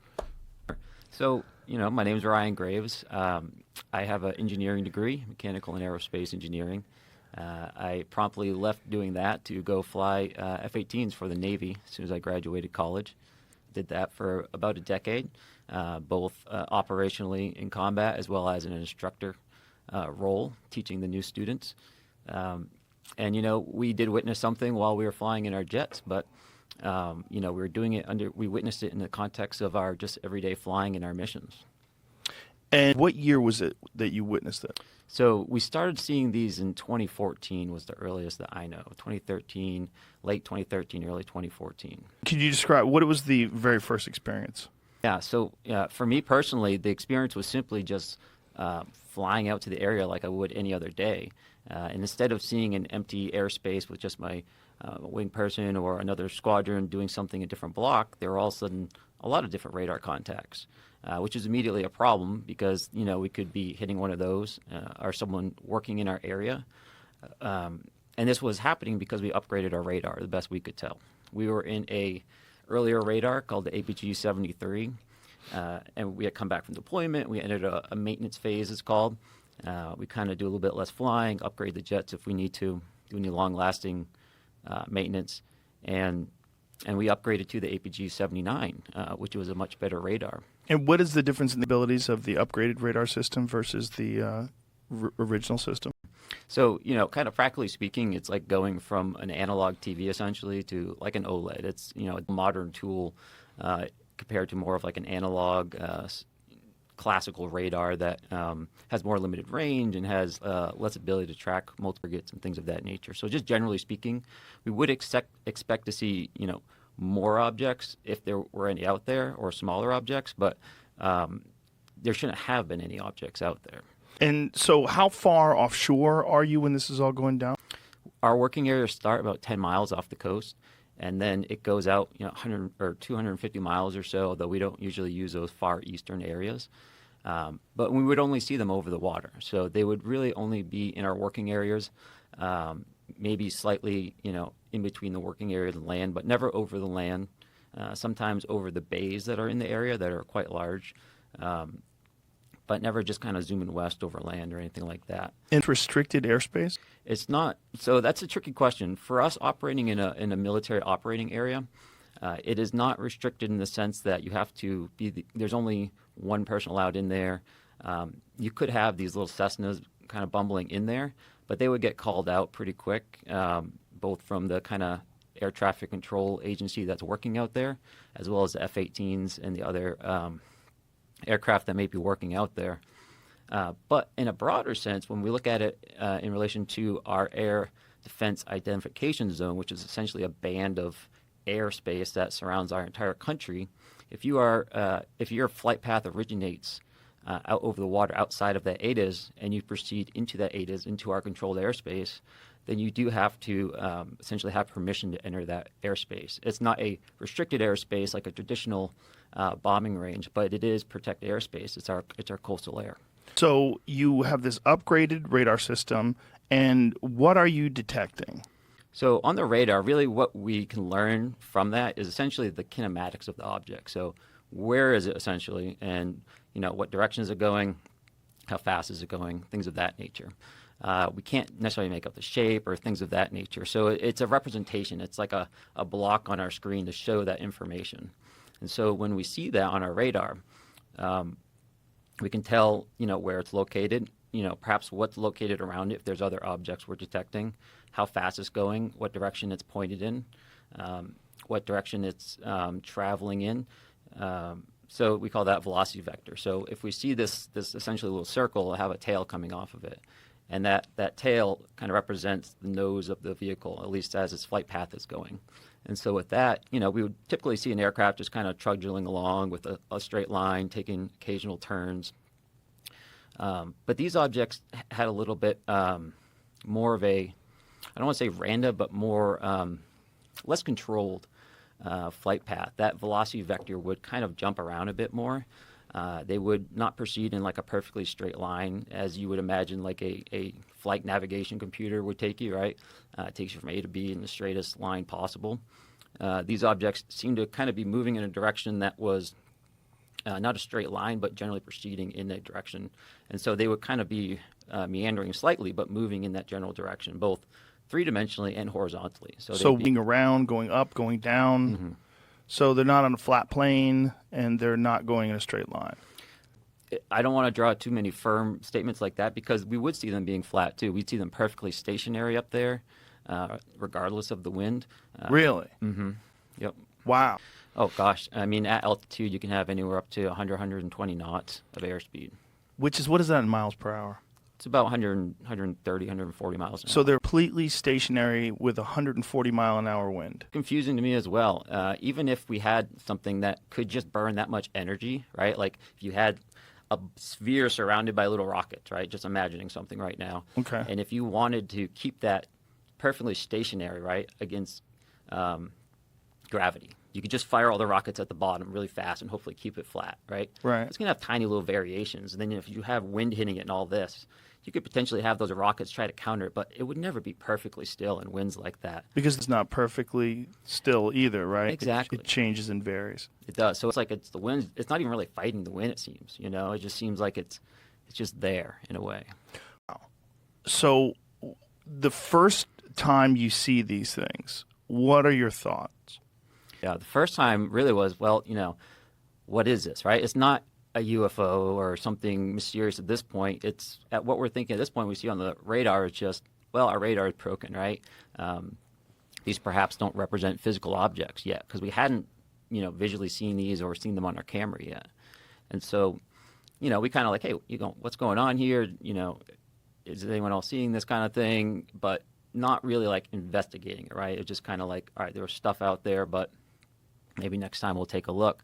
But the way our systems work, when we have all these contacts on our radar, and if we kind of just select one out with our little cursor there, all our sensors go to it. Our FLIR goes to it, which is our camera system. All our weapons, they have like their own little eyes in some sense, and they all look in that direction. And so eventually, you know, someone had one of these selected and flew close enough so that as they look at their FLIR system, their camera, they could see something that was at the spot represented on the radar, right? So there was something there. So they were seeing it visually with eyes? Not at this point, just on the FLIR system. The FLIR system. And so it's a regular camera and also an infrared camera. And so typically we'll roll around in infrared just because it returns a better image, typically. So yeah, you know, it didn't look like an object they were seeing on the FLIR. It just looked like a source of IR energy in a sense, almost as if someone was shining a flashlight. But something had to be there to be reflecting that energy or creating it. So at this point, to answer your question, now we're like, okay, this isn't just an error in our radar. This is perhaps, you know, we're thinking this is real. We have to really respect this as like a safety hazard now. Even if it's just a small, you know, however small ribbon of tinfoil, right? Like that suck down the engine can still take out an aircraft, right? So we have to be very respectful of that. Like a balloon type thing? But how fast are these things going? So sometimes stationary, right? Sometimes they would be going around 0.6 to 0.8 Mach, which is at altitude about, you know, 240 to maybe 330 knots, you know, around there. So we're in the range of an airplane. A fighter aircraft would be kind of flying around at those airspeeds, except sometimes they would be perfectly stationary as well. Right. It's not exhibiting any sort of patterns that you've recognized in the past. No, they have actually. So, but not stationary, no, right? For the stationary, no. With the meandering kind of flight path, no. But I would also see them essentially fly what we call a racetrack pattern. And essentially what that means is they fly in a straight path, and then they do like a 180-degree turn in a certain direction. Then they fly a straight path, then turn again. You know, so that's what we call a racetrack pattern as opposed to a circular holding pattern. We did witness racetrack patterns. In fact, I think there's been some cases off the West Coast just the past couple of weeks where people have also been observing objects flying in racetrack patterns high at altitude with lights. So I do recognize that behavior, but I don't necessarily think that means we have to attribute it to normal behavior necessarily. That type of flight path is important because it's a very efficient way to fly, right? If you have to maintain the position in a certain area, you want to minimize how much you're turning. Because anytime you're turning in an aircraft, you're using more energy than if you were just flying straight and level. And so by having a racetrack pattern, it's an efficient way of holding in a position by maximizing straight and level time and minimizing your turn time. And how long would these things stay up there for? So from my experience, from our experience, and again, we weren't studying these, but they were always out there. You know, they were Always. out there when we took off, we'd see them, and then we go to land, they would still be out there. Every day? Every day. Every day. Every day. So you guys go from not having any idea that these things are out there to an upgraded radar system to seeing them every day. What is the thought? Like, how are you feeling when these, like, is there an evolution of the thought pattern of how you're addressing these things and thinking about them? Initially, you're thinking they're errors. When do you start getting a thought that, like, what the fuck is this thing? So that happened when we visually saw one. And the first time we visually saw one, the object was directly at what we call the entry point of the area. So, you know, that box that I told you about in the sky that starts 10 miles off the coast, there's a particular GPS, you know, location and altitude where incoming traffic will fly in, and outbound traffic will fly in the exact same spot, but will fly out 1,000 feet lower. There were 2 aircraft from my squadron, VFA 11, and they flew, took off as a flight of 2. That means they're essentially flying in a formation like this. And as they hit the area, one of these objects went right between the aircraft. The lead air crew saw the object. The Dash 2 aircraft crew did not, which is not surprising because they're usually, you know, you're very focused on flying formation. You're just staring right at that aircraft. The lead really has actual leeway to look around. So he saw it, and, you know, he immediately came back. I have to assume he didn't have it on his radar because he wouldn't have flown through this object at the entrance point. He turned around, flew back, landed, and I was in the ready room when he come back, and, you know, he had all his gear on, which typically is not a good thing because you want to get that stuff off as fast as possible. So usually means, you know, there's a problem of some nature. And, you know, he was just sitting there saying, hey, you know, I almost hit one of those damn things. And we all knew what he was referring to, even though we didn't necessarily have a name for it, just because we were seeing these so much. And he described it. You know, he described it just as a black or dark gray cube, and that cube was inside of a clear or translucent sphere. And essentially, the apex or the corners of that cube, best he could tell, were touching that inside of that sphere. That description mirrors many of the descriptions that people have had of these, whatever you want to call them. Whether they're calling them UAPs now for some strange reason. UFOs is I don't know, does it have a dirty connotation to it? And is it tainted because of so many crazy people talk about UFOs? Is that what it is? With a lot of assumptions baked in. It baked in. So that's something, but whatever it is, that is a design that people have reported seeing before. That this translucent sphere and this cube, can you see through the cube? Not to my understanding, no. Some sort of solid black cube that's inside this translucent sphere, and it's just floating around and flying around the sky. So, you know, that's a good point. Is it floating around? Is it flying around? It's doing both, which is strange, right? Because you could think of that description and go, okay, that's kind of some kind of weird balloon maybe with stuff in it. And that's certainly, you know, one way. If you just view that angle of it, then it seems explainable. But when that, you know, the balloon-like object starts cruising around at, you know, 0.8 Mach, you know, that nullifies that particular idea. And you'll see that a lot, where it's not just like that one picture, that one behavior. It's really, you kind of have to zoom out a bit and look at everything in relation to each other and say, okay, why is this weird? You know, okay, it was hanging out in a racetrack pattern. That's not exotic. But when you learn it was doing it for, you know, perhaps 13 hours. 13 hours? You know, perhaps they were out there all the time, you know. So, you know, I land and I go back. And we weren't on a intel mission to analyze these, right? We're going to do our training. It's very expensive, $30K an hour to fly these things, right? So really the only time we can put energy into looking at these things is when we're kind of transiting back and forth or waiting for a fight to start. And so, you know, it's never like a dedicated analysis.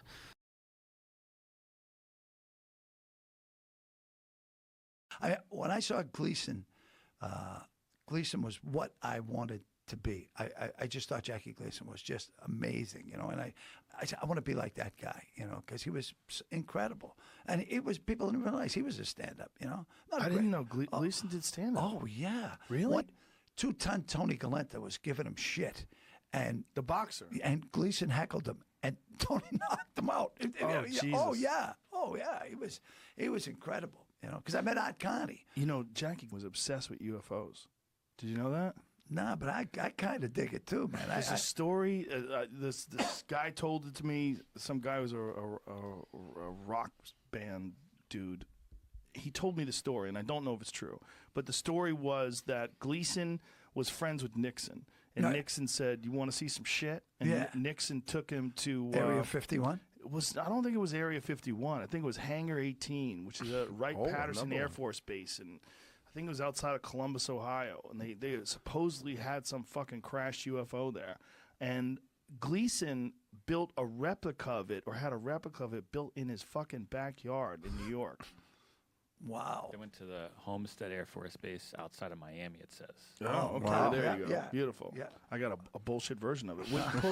Pull up the actual version. Where are you getting this from? I just Googled it. I mean, it's a rumored story, so I don't know if it's... Yeah, that's how I got it. I got it from a guy in a band. And it might be bullshit, but he gave me some book on UFOs. And he was telling me about this, but that Jackie Gleason apparently was obsessed with UFOs. Well, I believe there's got to be something out there. Yeah. I don't. We're it. I mean, that's it. No, right? I don't believe we're it. I did a lot of USO shows, and I've been around the world, and I was every time I've done. I was in off the coast of Turkey, someplace, and the commander of the base took me out for dinner afterwards, and I got him drunk. I got him pretty drunk. I was sober at the time. I got him pretty drunk, and I said, "Hey, man," he goes, "Let me ask you about Area 51." He goes.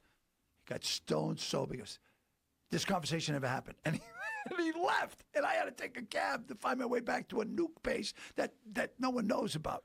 Jesus. Right. So then I'm at the dunes. This is how long ago that was, and I'm with these guys who are in the Air Force, and they said, "Man, we really like your show. We're fans of yours." But I got them drunk, and I said, "Hey, man, what about Area 51?" And they said, "Mr. Clark, good night," and they walked away. So now. Me and Mike are golfing with these Blue Angels. And he goes, "You're going to ask him?" I go, "No." The second year, we golf with them again. I go, "All right, fellas, tell me about Area 51. They go, "Well," he goes, "I was flying a plane, and I had malfunction, and I had to land there. And they came out, and they pretty much blindfolded me, took me into a building, and they fixed my jet within 35 minutes. And then put me back in place. You were never here." And I went, "Oh, my God." So I don't know what's out there. Yeah, but here's the thing. That was an area where they were testing all sorts of military equipment. They were testing different new, that's where the B-2 or the stealth bomber. Right. They were testing that there. And the spy plane. Yeah, they were testing shit. Yeah. So there was a lot of secret stuff there. Right. Didn't necessarily have to be aliens. I understand that. And I'm hoping that there is. But he's still trying to But I'd love to go there, man. Oh, man. But you can't even drive. If you drive up there, Joe, by the time you get your camera out, they're on you. Yeah. And tell you, "Get out of here. We'll lock you up." It's not good. So they don't even anymore. They've moved to a new area. They've actually, because it's so heavily scrutinized, and because of Google Earth and all sorts of different ways you can see things, they've actually moved to another area. Well, I read everything I can find about that too, and I think I read the book Area 51. It was 2 years ago, and basically at the end of the book, it was like Hitler had these, his guys experimenting with the Jews and put their arms on different ways, and had an aircraft that looked like a spaceship, and it crashed.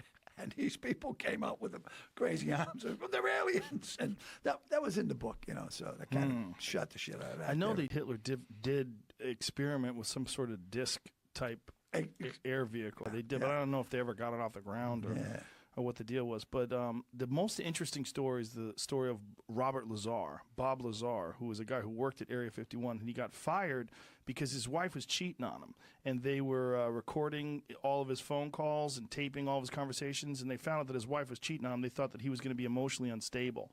And so they didn't tell him why. They just released him. And so then he brings friends to watch these what he said were alien crafts that they were experimenting with, and they were flying these things around that had some super advanced propulsion system that they were asking him to help back engineer, and he brought friends to do that, and then they got arrested for doing that. And when he did that, then he started talking about it. So he's been discredited by a bunch of people, but I don't know who's telling the truth. He says that they wiped his college record so that no one, but people said they went to school with him, and he definitely did work for the government, but under what capacity, who knows. But his story is fascinating, and I want it to be true.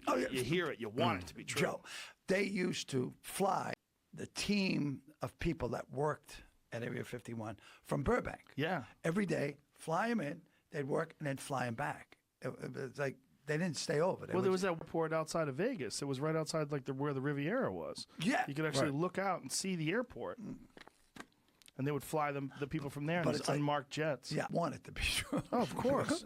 Yeah. The Joe Rogan Experience. I was watching TV. This happened a couple of weeks ago, and I started laughing because all that popped into my head was you when they released the footage of those UFOs. I was like, Joe Rogan is going to talk about this the next day. I'm so happy. I love it. But wasn't that released a year ago? Well, it leaked. But was then leaked. the Pentagon finally, look, in the middle of the pandemic, what a great time to just admit there's UFOs.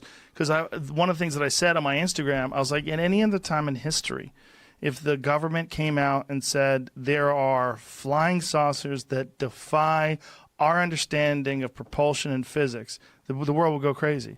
But in 2020, people are like nothing. Has it seen those pilots? Well, I've had one of them on here. Oh, so he's a believer. Commander David Fravor. I had him on the podcast, and he was explaining the whole thing to me, like his experience off the coast of San Diego, running into one of these things. I mean, there's people that are debunkers, but they need to understand this is not just visual. They had very specific, like actual real data, including radar. They track these things. They use sophisticated military tracking. These are real objects. This is not like there's a lot of dummies out there that want to debunk everything. Mm-hmm. And they're just as much of a religious person as someone who's a true believer. They're a true believer that everything can be explained. Well, not everything can be explained, No. and these things can't be explained. When they're explaining how these things traveled at these they went from like 6 feet off the ground to 60,000 feet in a matter of a couple of seconds. They fly in some way that these military aircraft pilots can't explain. They don't understand it, and they don't know what they are. Now, whether they're from another planet, that's never been proven. They might be interdimensional. They might be something from here. They might be some super sophisticated, top of the food chain, top secret stuff that they're exposing these people to just so they freak out and like let's see if they can get an explanation for this. Let's launch these things and have them fly past people at these preposterous rates of speed and see what the reaction is. Do you think those type of secrets, if there are higher than the president? Do you think there's an organization that's above presidents? 100%. Here's why. Come and go. They come every 4 years. We're going to trust some dipshit who wins a popularity contest. Trump's a perfect example of that. Here's a guy who's not even a politician, lifelong businessman who wins a popularity contest, gets to be in the most powerful office, most powerful position really the world's ever known. President of the United States, commander-in-chief of the greatest army this entire planet has ever seen. You're going to tell him?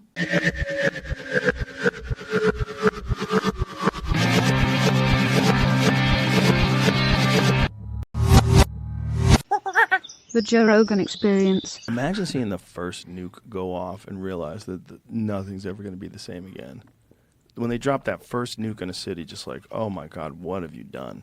Yeah. What have you done? And what precedent have you set? It's kind of really, truly amazing that we haven't done it since then. Yeah. That's what makes me believe in the aliens and multi-dimensional beings and shit. Really? Because isn't it mutually assured destruction as well? No, I'm saying like when humanity got all the nuclear bombs and shit, that's when you start to see all the sightings and stuff. So that's why it kind of makes sense that they'd be like, oh, what are you doing? We can't let you blow up your whole fucking planet before you even evolve to your first level, because for all we know, we're still white belts. Right. You know? Leafcutter have no idea that you have a car. They have no idea. They have no idea what a Bitcoin is. Yeah. They have no idea, what 4G is. They don't know shit. They And just they're know in about it. cutting leaves and beans. But they're around it all the time. It's very possible that there's some shit like that in other dimensions that are equally bizarre that we are not connected to all the time, and they might be here all the time. And if that's the case, then it makes sense that they would start showing up when we were in the middle of dropping nukes on each other. They'd be like, hey, hey, hey, hey. It'd be like when your parents heard you just miss shit out of each other in the other room. They come in there like, all right, fucking settle down. Settle down, boys. You're Fuck up the drywall now. Yeah, you guys are crashing into fucking TVs and shit. They're like, hey. That's all it is. We're just their dumb kids in the next room It might making be a bunch of something noise. similar. Because maybe they needed to let us know, like, hey, there's some other folks here, and they're way more advanced, and settle the fuck down. And we're trying to bring you along, just, The problem is all that stuff is it's so hard to know what's true and what's bullshit. Just like the Bigfoot thing. It's so hard to... Well, the Bigfoot thing's way easier, right? But the UFO thing, see, there's way more evidence. It's so hard to know what's bullshit. It's so hard. It's so hard to know who's telling the truth and who's lying. It's so hard to know what involvement the government has in terms of, like, how many of these things are drones. You're hearing now that a lot of these people that believe that these things are flying around, they think that what we're dealing with is some sort of a government drone. And that a lot of this off-world craft talk is really just misinformation so that they don't have to take accountability for having some crazy thing that China doesn't have, or maybe China has that we don't have, and then they want to lie about it, and try to develop whatever the fuck they have. Yeah. And when you find out what they're really doing, then it's like, oh, okay, now this makes sense. Mm-hmm. Now that makes sense because you're having to fucking do all this to develop that. And Well, there's a whole conspiracy about the invention of the transistor, because the transistor came about right after Roswell. And there's a company called Bell Labs, and Bell Labs I believe they were the people that invented the transistor. And there was a military base right outside of Bell Labs. And they had always said that military base was to protect New York City. But it was pretty far from New York City. Like, if you wanted to protect New York City, you put a base a lot closer. You wouldn't put it so far away where it'd take them like 40 minutes to fly there. Yeah. But Bell Labs is a wild place. And that was one of the main focal points of conspiracy theorists when they were talking about back engineering stuff from crashed UFOs, was fiber optics and transistors, and that they all came about very shortly after Roswell. And people don't exactly know how they figured those out. those were probably the most basic things that they recovered. So they were the easiest to figure out. So that's why we had them first. And it's just like those fucking PlayStations. They release a better one every few years. Maybe they had PlayStation 5 in 95, but they're still giving us PlayStation 1 because they want to sell all 5. Well, they can't just a time machine. Yeah. They have to give us a spaceship first. Yeah. Like, first of all, you got to figure out travel, you morons. And we won't even need a fucking spaceship once we got a time machine. Yeah. Then we'll give you the big machine. Yeah. That takes time. You got to get to a higher level civilization. Have you heard of a Dyson sphere? Do you know what a Dyson sphere is? I've heard of it. What is it? I don't know. Well, it's a massive structure that some astronomers believe could indicate highly advanced intelligent life somewhere in the universe. They've never been discovered, but they've been theorized. There was this article that I was reading yesterday about it. See if you can find it. So it can tell you where it would be? Well, they think they're massive structures that are like literally like a structure the size of a solar system. And somebody made that, and those fucking things are out there? Well, this was just theorized, right? When they're talking about the highest potential level of technological ability that you could get to? Yeah, I mean, imagine if you got to a place where you had a self-contained solar system that's completely controlled by these intelligent beings, but that's immune to all of the hazards. What if we're in that motherfucker? We might be. That's the simulation. We might be. We might be. We might and be. Thanos is like a Type 2 civilization can directly harvest the energy of its star using a Dyson sphere or something similar. So it's solar powered, basically. Well, I know what the fuck it is. I mean, I think it's totally theoretical. There's no real versions of them that are out there. But the idea is that if technological proficiency and innovation continues at the level that it is now for millions of years, what does it get to? Yeah. You know what? It's probably going to get weirder than that. Because the shit you can imagine, Right. like in the 80s when you fucking had a Walkman. Right. Whoa, what are they going to have in a few years? Right. I'll be able to, you probably thought it was still going to be a cassette tape. Like when you watch The Fifth Element or Blade Runner, they're still using fucking telephones. They didn't even think of cell phones. Right. But that's our most obvious thing that we have right now. Star Trek, the walkie-talkie. Yeah. Kirk out. Right, because you're still like relating it from Yeah. like 1960 That's the Miller pull of shit. space. Yeah, Right? Exactly, dude. That's not the That's Unreal Pong. 5 engine. So it's That's going to Pong. fuck God of War. Holy shit. Yeah, it's going to keep going. That's what I think artificial intelligence is. I think, and I don't really think this is just a thought. Maybe the universe is God. And maybe the way God is created is through intelligent life. That intelligent life creates a far superior version of itself in artificial intelligence, and that creates a far better version of itself infinitely. They just keep making better versions of itself as it has more of an understanding and more capacity, and it grows and it makes better versions of itself. It's eventually going to get to godlike powers. The power to create universes, the power to create solar systems, the power to stop time, reverse time, the power to traverse immense distances instantaneously. It'll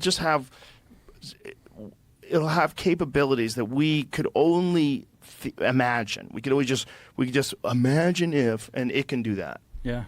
I mean, if we look at how we're living right now in comparison to how people were living when they were making those cave paintings, like wow.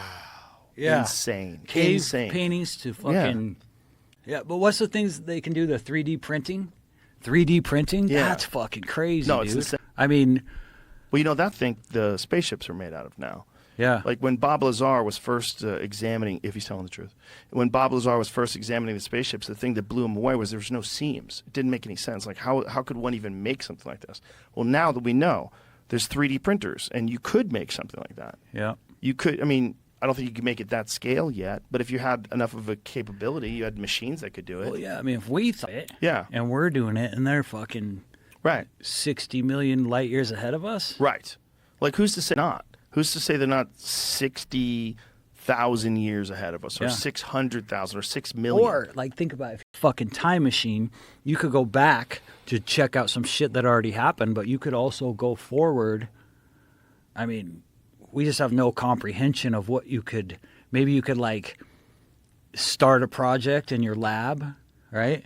And then travel, and you get all these fucking AI robots to work on it, and then you travel way forward in time and go get it, and then bring it back. Ooh, and then instantly. it's the fucking ultimate thing. Ooh. You know?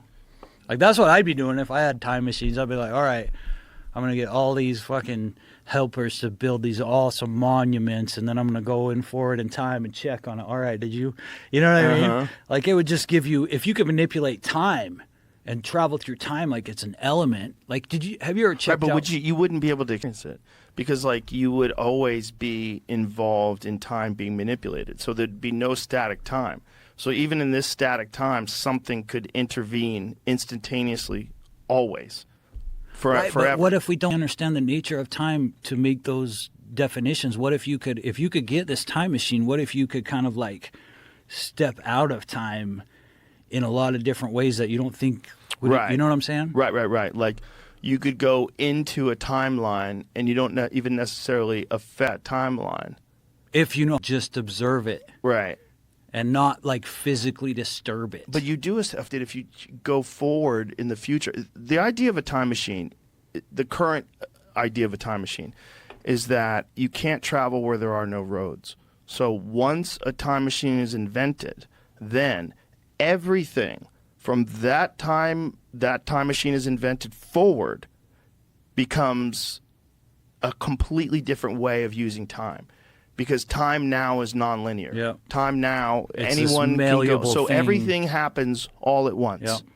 So people from the future will be traveling back to the moment where the first time machine is invented. So everything will change instantly. Yeah. Because if you're gonna invent a time machine and you live 1,000,000 years in the future, assuming that humans even exist, if a time machine gets invented, I mean, we might become obsolete almost instantaneously.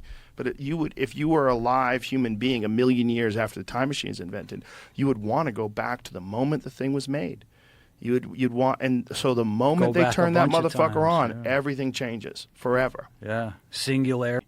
Yeah, that might be the real singularity. Yeah. That was one of the McKenna's theories. Terrence McKenna believed that we were going to come up with a time machine.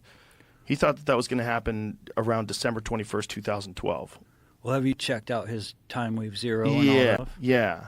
And you know they came up with that, those Taoist priests and shit? How did they? The fucking I Ching, dude. They Right, would go right, into right. like deep meditations and they would take mushrooms too. And they found out that time can be mapped and like predicted. That's where the fucking I Ching comes from. People in the 60s got all into the I Ching. The I Ching is like a game, right? No, it's a book. It's made up of. I'm not like an expert on it. But isn't there a game that's involved with the I Ching that McKenna sort of patented? That's Time Wave Zero on. I don't know if he made a game of it, but it's Is not. the I Ching a game? It's like a fortune telling Right, system. that's what it's like. It's Yeah. like a form of Divination. Divination, Yeah. right? Yeah, it is like a fortune telling thing. That's what it's not a game. Yeah. I was trying to remember how I haven't heard his stuff in a long time. Try to remember how he described it. But most people that have looked at Time Wave Zero think it's kind of nonsense, including guys like Paul Stamets. They're like, hey, he was probably tripping real hard when he came up with that. I don't know. I think it's above their head, dude. It might be. I think It also is a ridiculous thing to subscribe to. So a lot of people are reluctant to like open themselves up to ridicule. But so is everything's ridiculous. Everything's ridiculous. What's all these like religions and everything that everybody fucking is into? Everything's ridiculous. So nothing is Taoism and Time Wave Zero isn't any more ridiculous than anything else that people are fucking tarot cards. I think it's really interesting because I really get into ancient Chinese culture. Like I was into Kung Fu at a young age, so I've studied a lot of Chinese philosophy, Taoism, all that stuff. Those people are highly intelligent, spiritual people who are doing deep meditations and discovering really profound truths.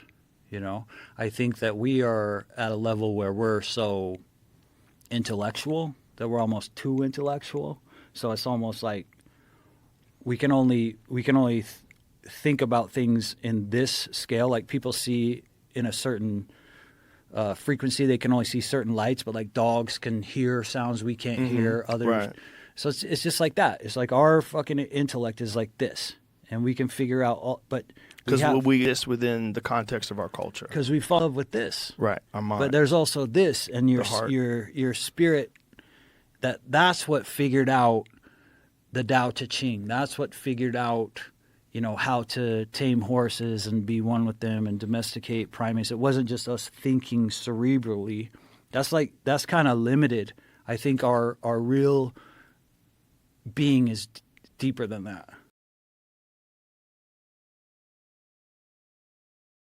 Let me ask you this, because you're this big coast to coast Art Belt fan. Right. How much of that UFO stuff do you pay attention to? None. Yeah, me Zero. too. When people contact me on LinkedIn and their major credential is they do a UFO magazine or something like that, I don't add them. I used to love that stuff. I used to think it was so interesting and intriguing until I started actually paying attention to it. Yeah. When I started interviewing some of the people that are involved in the movement, you find the same thing over and over again. This just wanton disregard for reality. Right. This absolute desire to prove something instead of looking at the objective facts, proving that aliens are real, proving that we've been contacted, proving that these eyewitness testimonies are legitimate. Let me try to cross a weird idea. Okay. Once upon a time in the 1940s, there were two guys, Konrad Lorenz and Nico Tinbergen, who got a Nobel Prize for inventing a field called ethology, which is a certain kind of observation of animal behavior. And Nico Tinbergen would go off to the coastal cliffs around northern Europe. And he would observe these seabirds. And the seabirds would go out, I don't know how many miles, 10, 30, 40 miles out to the ocean to feed and bring back food for their young. And then they would come back at the end of the day, and their nests, they'd have 200 nests next to each other, but the nests had very low walls. So when the seabird came back from her fishing and waddled herself into place, moving her hind back and forth to get in place to incubate her chicks, to warm the eggs, she'd often knock an egg out. And when the egg was knocked out of the nest, the bird would reach her beak out past the egg and then pull her beak back in toward her chest to pull the egg toward the nest. And she'd do it over and over again until she got the egg in the nest. And Nico Tinbergen had this weird idea, I wish I knew where it came from, that this is a reflex, you know, like when your doctor takes a hammer and hammers your knee and your leg shoots out and you had nothing to do with it. He figured this is the same kind of a reflex. And he figured that if you have a reflex, you need a trigger for the reflex, like that patellar hammer that hammered your knee. So he looked to see if there was a trigger that triggered this yanking your beak back in order to scoop the egg back into the nest. And he tried building artificial eggs to see if he could find out what the cues were in the egg that were causing this reaction in the bird. And finally, he got a super egg, which means, it was bigger than the normal egg, it was browner than the normal egg, and he'd put the real egg. Now, if you're the bird, that real egg has your genetic legacy. It's your genetic future. A lot is riding on that egg, a lot of you. And the phony egg. And the phony egg would attract the bird so strongly that she would ignore her own egg and yank, yank, yank with her beak until she pulled the phony egg into the nest. Oof. And they continued to do research with this kind of thing, and they discovered that they could trick some songbirds into taking a basketball into their nest. And then when the poor little birds tried to get on top of the basketball to incubate it, they would slide off and they'd be very frustrated and they would climb back on again and slide off again. It was cruel. So the phony eggs like fake tits. Those is called supernormal stimuli. And the idea is that they bring these reflexive reactions. Yes. Underlying what Adolf Hitler was doing, underlying what I was doing, dancing on that stage, underlying what you do in front of an audience when you get incandescent and lose yourself and something else talks through you. All that is related to some supernormal pattern in us. Yes. So Hitler was basically saying the world is about to end and the kingdom of God is coming. Except the kingdom of God, in his case, was the world will be controlled by the master race, the blonde and blue-eyed Aryans, and all other people will be slave people or will be exterminated. But it was this golden paradise that he was inviting the Germans to, in which they ruled the world because they were born to rule the world. So, and how did you have the stimulation? Super stimulus. So the supernormal stimulus of this artificial egg is like supernormal stimulus of this extreme behavior at the podium that attract people in. And basically, Hitler was saying, was talking about the equivalent of extraterrestrials. He was talking about this magic quality of the Germans. He was talking about the shared soul of the Germans and how the people in Wagner operas and the gods of the old Germans had been in the souls of these people, and he was evoking the group soul, the Zeitgeist. In this case, it's the Volkgeist, the spirit of a people. And the flying saucer people are after an end of the world in which the world will be remade. And a guy named, there was a Jewish kid from a backward town, a really backward town, who only had been trained in manual skills. And he started preaching. And he preached that the world was, as we know, it was about to end, and we were about to enter a new kind of paradise. And because he was Jewish, he figured it's got to happen at Passover. Because at Passover, you put out a cup for Elijah, and Elijah's there to precede the Savior, the guy who will save the Jewish people. So he went up to the holiest city in Judaism, to Jerusalem, and he had a dinner, this Passover dinner, and they put out the cup, and that's when the kingdom of God was supposed to arrive. His prediction of a kingdom of God arriving at that particular Passover ceremony turned out to be utterly wrong. And in fact, the Romans seized him and nailed him to a cross. And he died. It was the opposite of everything he'd predicted. But the religion he'd put together was, and the religion really that Paul put together, because Paul was an international figure. You know, he was comfortable in the global world of the Roman Empire. But what Paul put together around Jesus was a supernormal stimulus. And it evoked a supernormal response, a supernormal reflex. And the flying saucer ideas that, you know, here we are on Earth, but there's this race that's above us that can save us, that's pushing at the same buttons. Hitler was pushing at the same buttons. The world, as we know, is about to end, and there's a new paradise, and the Germans will rule everything. So we are built to receive certain kind of stimuli. God knows how we got built that way. And when I went out in quest of the ecstatic of God, the gods inside of us, at the age of 13, I was looking for that those supernormal responses in us, and for the supernormal stimuli that evoked them. And when you're doing art, when you're doing commentary, when you're doing comedy, you are hitting the buttons. You are creating supernormal stimuli. You are testing out jokes until they reach just the right shape. And you know what, you can feel in the audience what that shape is, and then you repeat that shape, knowing what its impact is going to be on the audience. I wrote a new book. It took me a long time to write all of my previous books, including How I Accidentally Started the 60s. And by the way, it isn't the same 1995 manuscript. I had 20 years of additional processing and was able to put a lot more meaning into the book. And hopefully it's still really funny. But I was able to write a book in 6 weeks. The first draft of 178,000 word book. And a normal book is 90,000 words. So this is almost twice the length of a normal book. And I was able to do it because I had told all the stories in the book. And I had felt out how the audiences responded to the stories. And I knew the words to use, and they were a well-worn path in my brain. So I simply put down on paper an oral vocabulary. But it's the audience who shapes you by giving you feedback. And eventually you perfect something so it's like Nico Tinbergen's super egg. I mean, Nico Tinbergen was eventually able to make eggs, super eggs, that had day glow on them, had polka dots on them, that were absurd, but they still had the ability, the way that flying saucer myths have the ability, to evoke the sense that there is a paradise beyond the world that we know.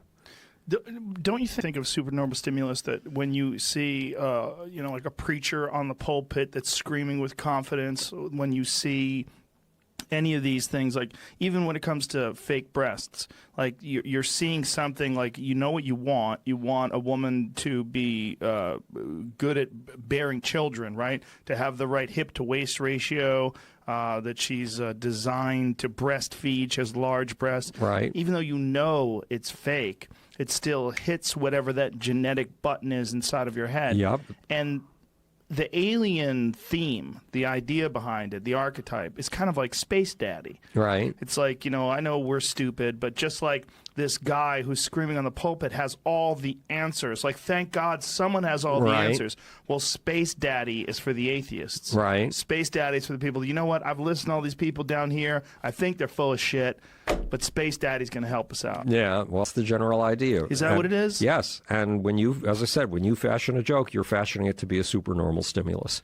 But Space Dad might be real somewhere because we're dealing with extraordinary numbers. Okay, science person. Okay. I have to tell you that there's only one place in which we've ever discovered any evidence of life, and it's down here on Earth. So I'm a skeptic about life being anywhere. Right. Now, changing to a different scientific perspective, there's this thing that I call super simultaneity, super synchrony. And when the universe starts as a rapidly expanding sheet of nothing but space and time. It's space, time, and speed. That's all it is. And when it precipitates in quarks, which is unlikely, how can space, time, and speed become particles, quarks? Right. The fact is that there are only something like 16 different forms of those quarks, and there are a gazillion of identical copies of each quark everywhere, and they all sprang into existence at the same time. Fast forward a couple of million years. Galaxies all are pretty much the same. And all of them spring into existence pretty much at the same time, at least the first generation of galaxies. Stars ignite within those galaxies, all following pretty much the same principles. They're all just big gravity balls. Gravity's gravity balls all the way. That's planets, that's moons, all kinds of things. So there is this tendency for the universe to do the same damn thing at pretty much the same damn time, pretty much same damn everywhere in this cosmos.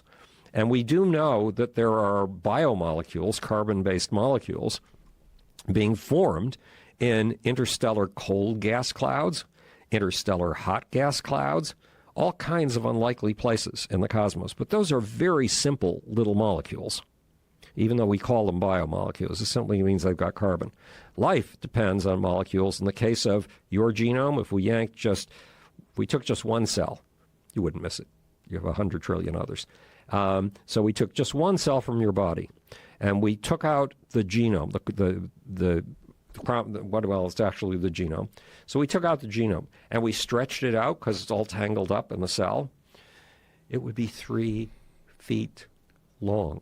So there's a big distance between a tiny little molecule of ammonia in an interstellar cloud and that huge, very complex, highly ordered, 3-foot-long molecule or single molecule that's your genome. And we haven't learned very much at all about how you go from the simple molecules to that incredibly complex molecules. The origin of life is still one of the big puzzles. But again, because there's super synchrony and super simultaneity all over the cosmos, pretty much the same thing happens at pretty much the same time, the odds are that there are millions of other planets that have life. Those are the odds. But I set all that aside because we don't have evidence of any life, and we've been looking since, okay, I'll tell you a story. It seems to have nothing to do with anything. But once upon a time, a manager gave me an act to work with. It was Earth, Wind, and Fire. And so I read all their lyrics. I read everything about them. I studied them like a Talmudic scholar. I always did. And finally, I got to their album covers. And when I got together with the leader of the band, Maurice White, for lunch, because I hadn't yet learned to set up my boundaries and tell people I'll only work with you if I can see you in your own environment for between 1 and 3 days. That wasn't quite at that point yet.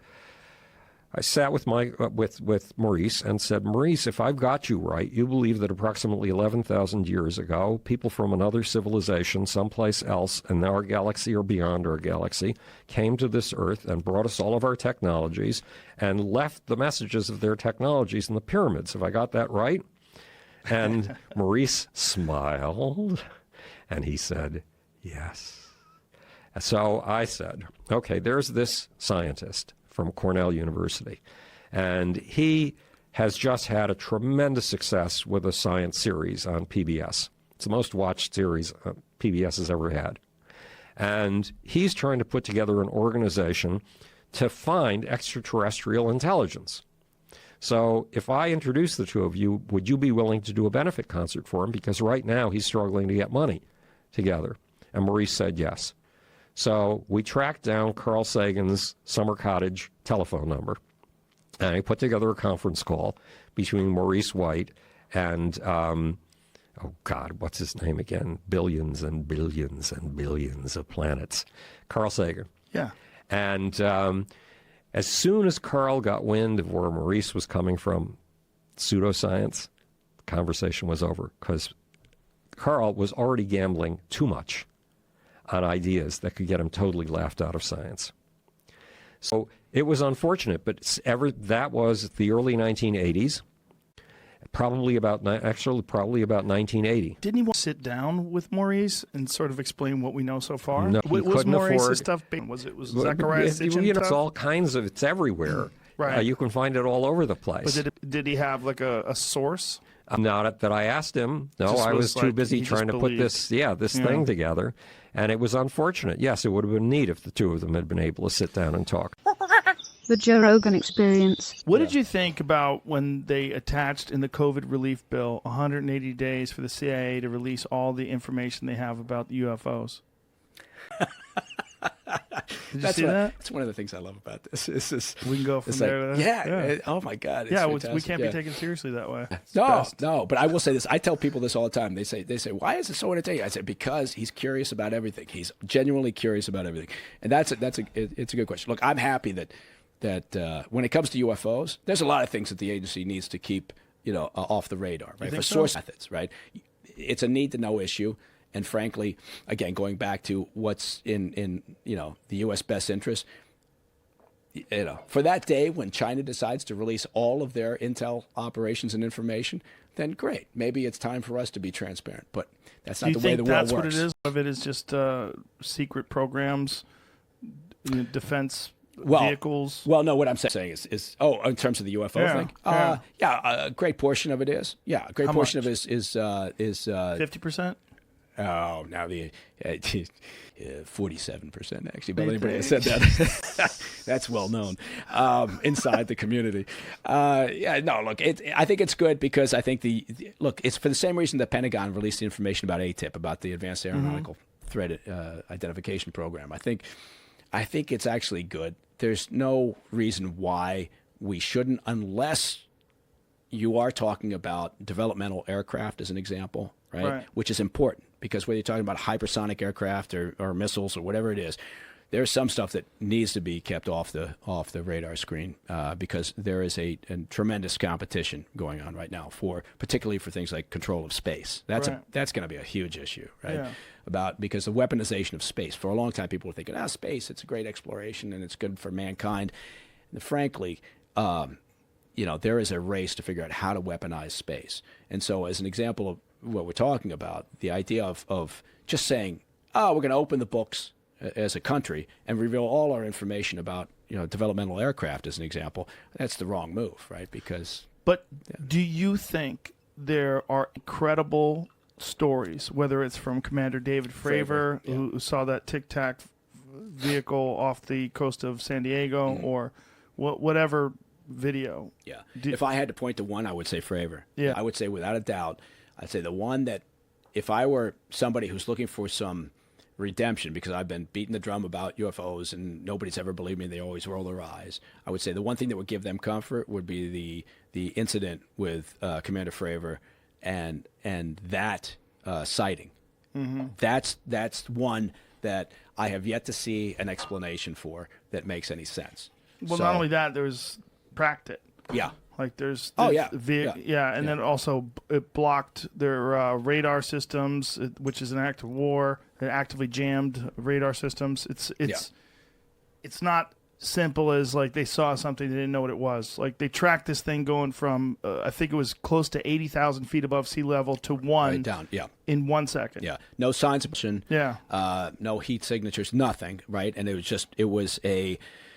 Yeah, it's one of those things you look at and you go, okay. And look, the ATIP program made sense in the sense that, if a nation is out there, if the Chinese are out there or the Russians or whomever, and they're developing a propulsion capability that we don't know about, then, we should have a mechanism within the Pentagon, within the intel community to understand what that is. Let's research it, let's investigate, right? And so oftentimes, they come to a logical conclusion. The Fravor incident, I have yet to see any information that explains it, right? So that to me, and also, as you pointed out, the way that it was tracked, the verification of it from very credible, individuals, that to me is like the prime example. And they have video footage of this thing too. Yes, and then on top and they of have gun Nimitz camera footage. It's incredible. Saying that these things are fairly common, that they're seeing them every couple of weeks. Yeah. They were seeing them, and when Fravor's like, "Hey guys, what the fuck is this?" and they're like, "Yeah, you see it? Yeah, we've been seeing these things." And there's no side for somebody like that, a very well respected, aviator. With great experience, there's no upside for these guys to come forward, right? In fact, there's pressure to not, because it's not necessarily good for your career, right? To come in and say, "I think I saw a UFO," right? What do you think is going?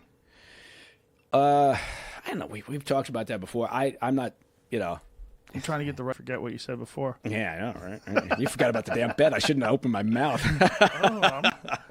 I know. I'll go back to that though. They would have called me out if Trump comes back and runs. They would have said, "Oh, you owe him $1,000." Can't wait to get that screaming eagle in here that I'm going to buy. Yeah, I'm gonna put. I'll buy it for you with them, and I'll put a little plaque on there to say where it came from. Big bronze eagle. I know, big. Oh god, I've got one. I gave a speech one for a Veterans Day event, and it was very kind. They gave me this big eagle. I keep it in my office now. It's fantastic. I keep it in the background when I do news segments from my office, and it's like perched over my shoulder. Nice. And you got to have one in here. Anyway, I don't know. You think about it at all? Yeah, I do. In the terms of and like I said, with Black Files Declassified coming up, I just got another plug-in. We're going to do an episode That's on the Discovery Channel, and you know what? You can see the entire first season on Discovery Plus. So I think it's foolish to discount these things because there's so much we don't know, right? So and the idea of thinking that somehow we're the only credible life forms out there, I think is ridiculous. So I think there's a high possibility that that there's yes, I do think that, but at the same time, then I also question sort of the way that's great. If some alien life force with amazing technology that we can't even fathom right now comes to visit us, then what the hell are they doing? Are they just sort of like watching us just for the entertainment value? Or so I'm always puzzled by that part. Like, the idea that, I don't know. Well, they probably want to observe, but they won't want to interfere. Mhm. There's probably, if they're super advanced, they probably realize there's a process that intelligent life goes through where there's stages of their evolutionary development in terms of use of technology, understanding of each other, mitigation of war and conflict, and then ultimately entrance into the Galactic Federation. Catch new episodes of The Joe Experience for free only on Spotify. Watch back catalog JRE videos on Spotify, including clips. Easily, seamlessly switch between video and audio experience. On Spotify, you can listen to the JRE in the background while using other apps and can download episodes to save on data cost, all for free. Spotify is absolutely free. You don't have to have a premium account to watch new JRE episodes. You just need to search for the JRE on your Spotify app. Go to Spotify now to get this full episode of The Joe Rogan Experience.